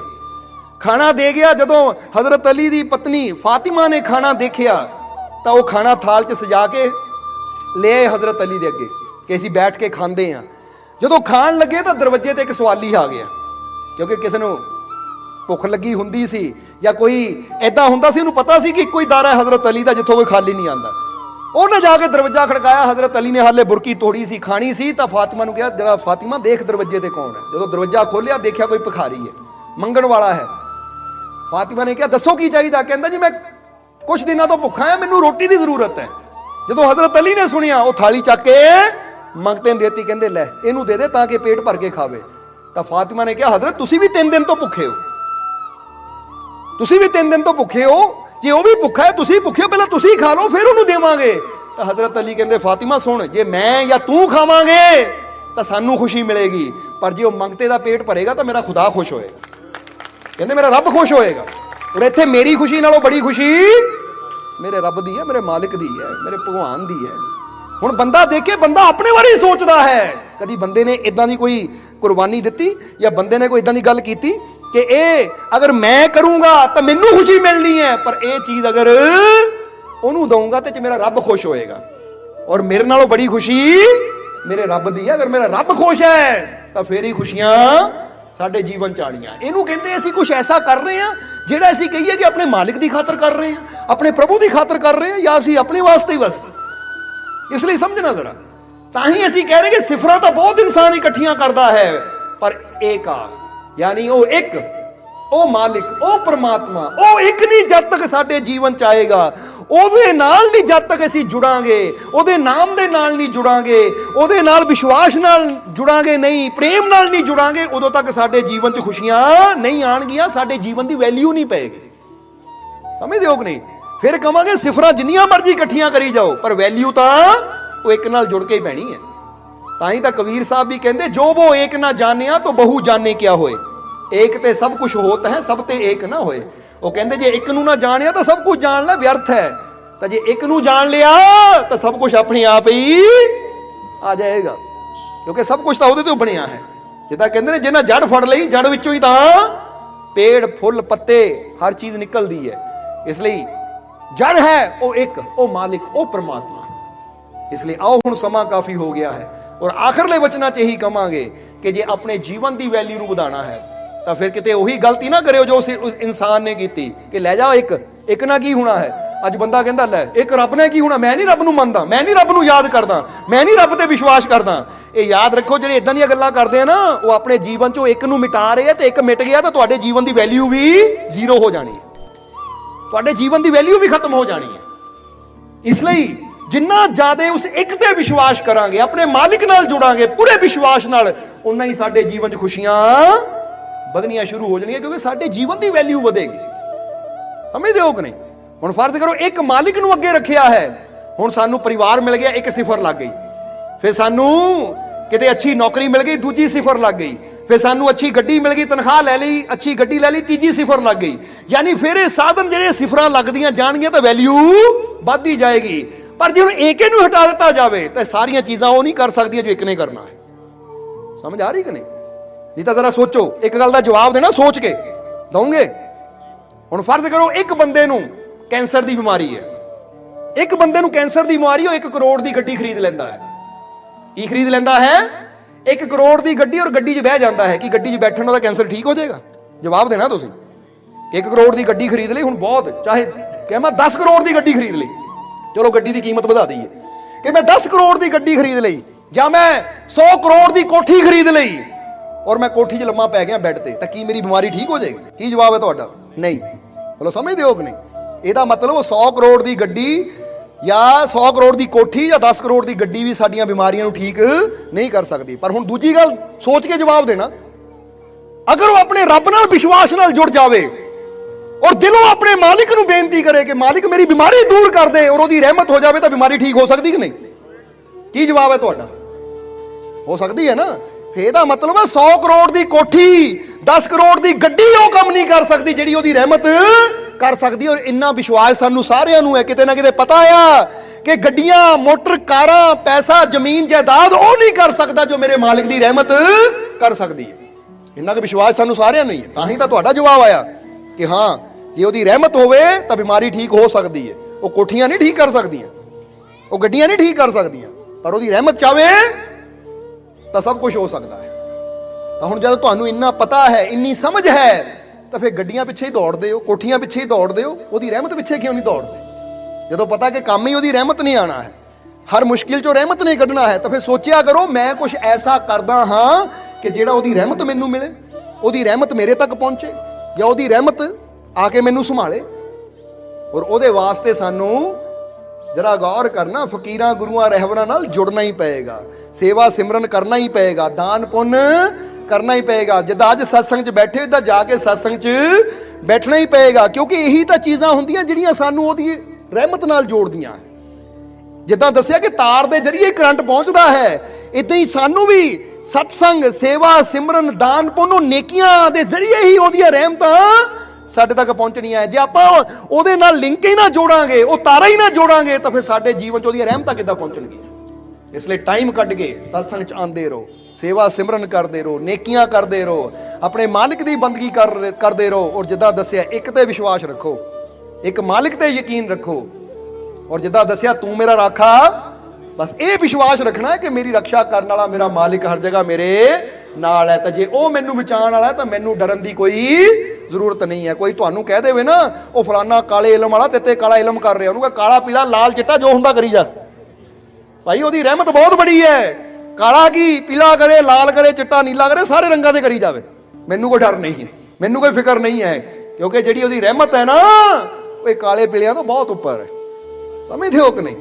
ਇਸ ਕਰਕੇ ਮੈਂ ਕੀ ਚਿੰਤਾ ਕਰਨੀ, ਮੈਂ ਕੀ ਡਰਨਾ। ਇਸ ਲਈ ਸਾਰੀਆਂ ਟੈਨਸ਼ਨਾਂ, ਸਾਰੀਆਂ ਚਿੰਤਾਵਾਂ ਛੱਡ ਕੇ ਅੱਜ ਤੋਂ ਆਪਣੇ ਆਪ ਨਾਲ ਵਚਨ ਕਰੋ ਕਿ ਮੈਂ ਆਪਣੇ ਮਾਲਿਕ ਤੇ ਵਿਸ਼ਵਾਸ ਕਰਨਾ ਹੈ, ਆਪਣੇ ਮਾਲਿਕ ਤੇ ਭਰੋਸਾ ਰੱਖਣਾ ਹੈ। ਕਿਉਂਕਿ ਜਿੱਦਾਂ ਦੱਸਿਆ ਕਿ ਉਹਦੀਆਂ ਰਹਿਮਤਾਂ ਨੂੰ ਹਾਸਲ ਕਰਨ ਦਾ ਇੱਕੋ ਹੀ ਤਰੀਕਾ ਹੈ, ਬਸ ਉੱਤੇ ਵਿਸ਼ਵਾਸ ਕਰੋ ਕਿ ਹਰ ਜਗ੍ਹਾ ਮੇਰੇ ਨਾਲ ਹੈ। ਬੋਲੋ ਸਮਝਦੇ ਹੋ ਕਿ ਨਹੀਂ? ਸੋ ਰਹਿਮਤਾਂ ਚਾਹੀਦੀਆਂ ਕਿ ਨਹੀਂ? ਫਿਰ ਕਹਿ ਦਿਓ ਕਿ ਮੈਨੂੰ ਆਪਣੇ ਮਾਲਿਕ ਤੇ ਪੂਰਾ, ਮੈਨੂੰ ਆਪਣੇ ਮਾਲਿਕ ਤੇ ਪੂਰਾ, ਮੈਨੂੰ ਆਪਣੇ ਮਾਲਿਕ ਤੇ ਪੂਰਾ, ਮੇਰੀਆਂ ਝੋਲੀਆਂ ਰਹਿਮਤਾਂ ਨਾਲ, ਮੇਰੀਆਂ ਝੋਲੀਆਂ ਰਹਿਮਤਾਂ ਨਾਲ, ਮੇਰੀਆਂ ਝੋਲੀਆਂ ਰਹਿਮਤਾਂ ਨਾਲ, ਮੇਰੀਆਂ ਝੋਲੀਆਂ ਖੁਸ਼ੀਆਂ ਨਾਲ, ਮੇਰੀਆਂ ਝੋਲੀਆਂ ਖੁਸ਼ੀਆਂ ਨਾਲ, ਮੇਰੀਆਂ ਝੋਲੀਆਂ ਖੁਸ਼ੀਆਂ ਨਾਲ, ਮੇਰੇ ਸਾਰੇ ਦੁੱਖ ਦੂਰ, ਮੇਰੇ ਸਾਰੇ ਦੁੱਖ ਦੂਰ, ਮੇਰੇ ਸਾਰੇ ਦੁੱਖ ਦੂਰ। ਮੇਰਾ ਮਾਲਿਕ ਮੇਰੇ, ਮੇਰਾ ਮਾਲਿਕ ਮੇਰੇ, ਮੇਰਾ ਮਾਲਿਕ ਮੇਰੇ। ਬਸ ਇਹ ਵਿਸ਼ਵਾਸ ਰੱਖਣਾ ਹੈ ਤਾਂ ਤੁਸੀਂ ਦੇਖੋ ਜੀਵਨ 'ਚ ਖੁਸ਼ੀਆਂ ਆਣੀਆਂ ਸ਼ੁਰੂ ਹੋ ਜਾਣਗੀਆਂ। ਇਹ ਯਕੀਨ ਰੱਖਣਾ ਅੱਜ ਤੋਂ। ਬੋਲੋ ਰੱਖੋਗੇ ਕਿ ਨਹੀਂ? ਜਾਂ ਉੱਪਰੋਂ ਹੀ ਕਿਹਾ ਹੈ? ਇਹ ਦਿਲੋਂ ਗੱਲ ਕਹੀ ਹੈ ਤਾਂ ਤੁਹਾਡੀ ਜ਼ਿੰਦਗੀ ਜ਼ਰੂਰ ਬਦਲੇਗੀ, ਤੁਹਾਡੇ ਜੀਵਨ 'ਚ ਖੁਸ਼ੀਆਂ ਜ਼ਰੂਰ ਆਣਗੀਆਂ। ਬਸ ਤੁਰਦੇ ਫਿਰਦੇ ਮਾਲਿਕ ਨੂੰ ਯਾਦ ਕਰੋ, ਤੁਰਦੇ ਫਿਰਦੇ ਜ਼ੁਬਾਨ ਤੇ ਰੱਖੋ, ਕਿਤੇ ਵੀ ਜਾਣਾ ਹੈ ਤਾਂ ਇਹ ਵਿਸ਼ਵਾਸ ਰੱਖੋ ਕਿ ਮੈਨੂੰ ਕਾਮਯਾਬੀ ਜ਼ਰੂਰ ਮਿਲੇਗੀ ਕਿਉਂਕਿ ਮੇਰਾ ਮਾਲਿਕ ਮੇਰੇ। ਜੇ ਕੋਈ ਜੀਵਨ 'ਚ ਦੁੱਖ ਹੈ, ਤਕਲੀਫ ਹੈ ਤਾਂ ਇਹ ਕਹੋ ਕਿ ਮੈਨੂੰ ਇਹ ਦੁੱਖ ਤਕਲੀਫ ਤੋਂ ਮੁਕਤੀ ਜ਼ਰੂਰ ਮਿਲੇਗੀ ਕਿਉਂਕਿ ਮੇਰਾ ਮਾਲਿਕ ਮੇਰੇ। ਕਿਉਂਕਿ ਇਹ ਹੀ ਵਿਸ਼ਵਾਸ ਹੁੰਦਾ ਹੈ। ਜਦੋਂ ਇਨਸਾਨ ਇਸ ਵਿਸ਼ਵਾਸ ਨਾਲ ਚੱਲਦਾ ਹੈ ਤਾਂ ਫਿਰ ਇਨਸਾਨ ਦੇ ਰਸਤੇ 'ਚ ਜਿੰਨੀਆਂ ਪਰੇਸ਼ਾਨੀਆਂ ਹੁੰਦੀਆਂ ਦੂਰ ਹੋਣੀਆਂ ਸ਼ੁਰੂ ਹੋ ਜਾਂਦੀਆਂ। ਇੱਕ ਬੰਦੇ ਨੂੰ ਹਿੰਮਤ ਮਿਲਦੀ ਹੈ, ਹੌਸਲਾ ਮਿਲਦਾ ਹੈ। ਇਸ ਲਈ ਅੱਜ ਤੋਂ ਆਪਣੇ ਆਪ ਨੂੰ ਇਕੱਲੇ ਨਹੀਂ ਸਮਝਣਾ। ਇਹ ਯਾਦ ਰੱਖਣਾ ਕਿ ਜਿਸਨੇ ਮੈਨੂੰ ਪੈਦਾ ਕੀਤਾ ਮੇਰਾ ਪਿਤਾ, ਮੇਰਾ ਮਾਲਿਕ ਹਰ ਕਦਮ ਤੇ ਮੇਰੇ। ਮੈਂ ਕਿਉਂ ਡਰਾਂ ਜਦ ਮੇਰੀ ਰੱਖਿਆ ਕਰਨ ਵਾਲਾ ਉਹ ਮੇਰੇ ਨਾਲ। ਬੱਚੇ ਕਦੀ ਚਿੰਤਾ ਕਰਦੇ ਜੇ ਮਾਂ-ਬਾਪ ਨਾਲ ਹੋਣ? ਬੱਚੇ ਕਹਿੰਦੇ ਕਾਹਦੀ ਚਿੰਤਾ, ਮਾਂ-ਬਾਪ ਬੈਠੇ ਆਪੇ ਹੀ ਕਰਨਗੇ। ਇਸੇ ਤਰ੍ਹਾਂ ਤੁਸੀਂ ਵੀ ਬੱਚੇ ਬਣ ਜਾਓ। ਬੱਚੇ ਦਾ ਮਤਲਬ ਹੈ ਵਿਸ਼ਵਾਸ ਨੂੰ ਲੈ ਕੇ ਆਪਣੇ ਮਾਲਿਕ ਤੇ ਇੰਨਾ ਯਕੀਨ ਕਰੋ ਕਿ ਮੈਨੂੰ ਵੀ ਹੁਣ ਕੋਈ ਚਿੰਤਾ ਨਹੀਂ ਕਿਉਂਕਿ ਮੇਰੀ ਚਿੰਤਾ ਕਰਨ ਵਾਲਾ ਮੇਰਾ ਮਾਲਿਕ ਮੇਰੇ ਨਾਲ ਹੈ। ਔਰ ਜਿਹਦੀ ਚਿੰਤਾ ਉਹ ਕਰੇ ਉਹਦੀਆਂ ਸਾਰੀਆਂ ਫਿਕਰਾਂ ਹੀ ਖਤਮ ਹੋ ਜਾਂਦੀਆਂ ਹੈ। ਸੋਹਣਾ ਸੋਹਣਾ ਮੇਰਾ ਮੁਰਸ਼ਿਦ ਸੋਹਣਾ, ਸੋਹਣਾ ਸੋਹਣਾ ਮੇਰਾ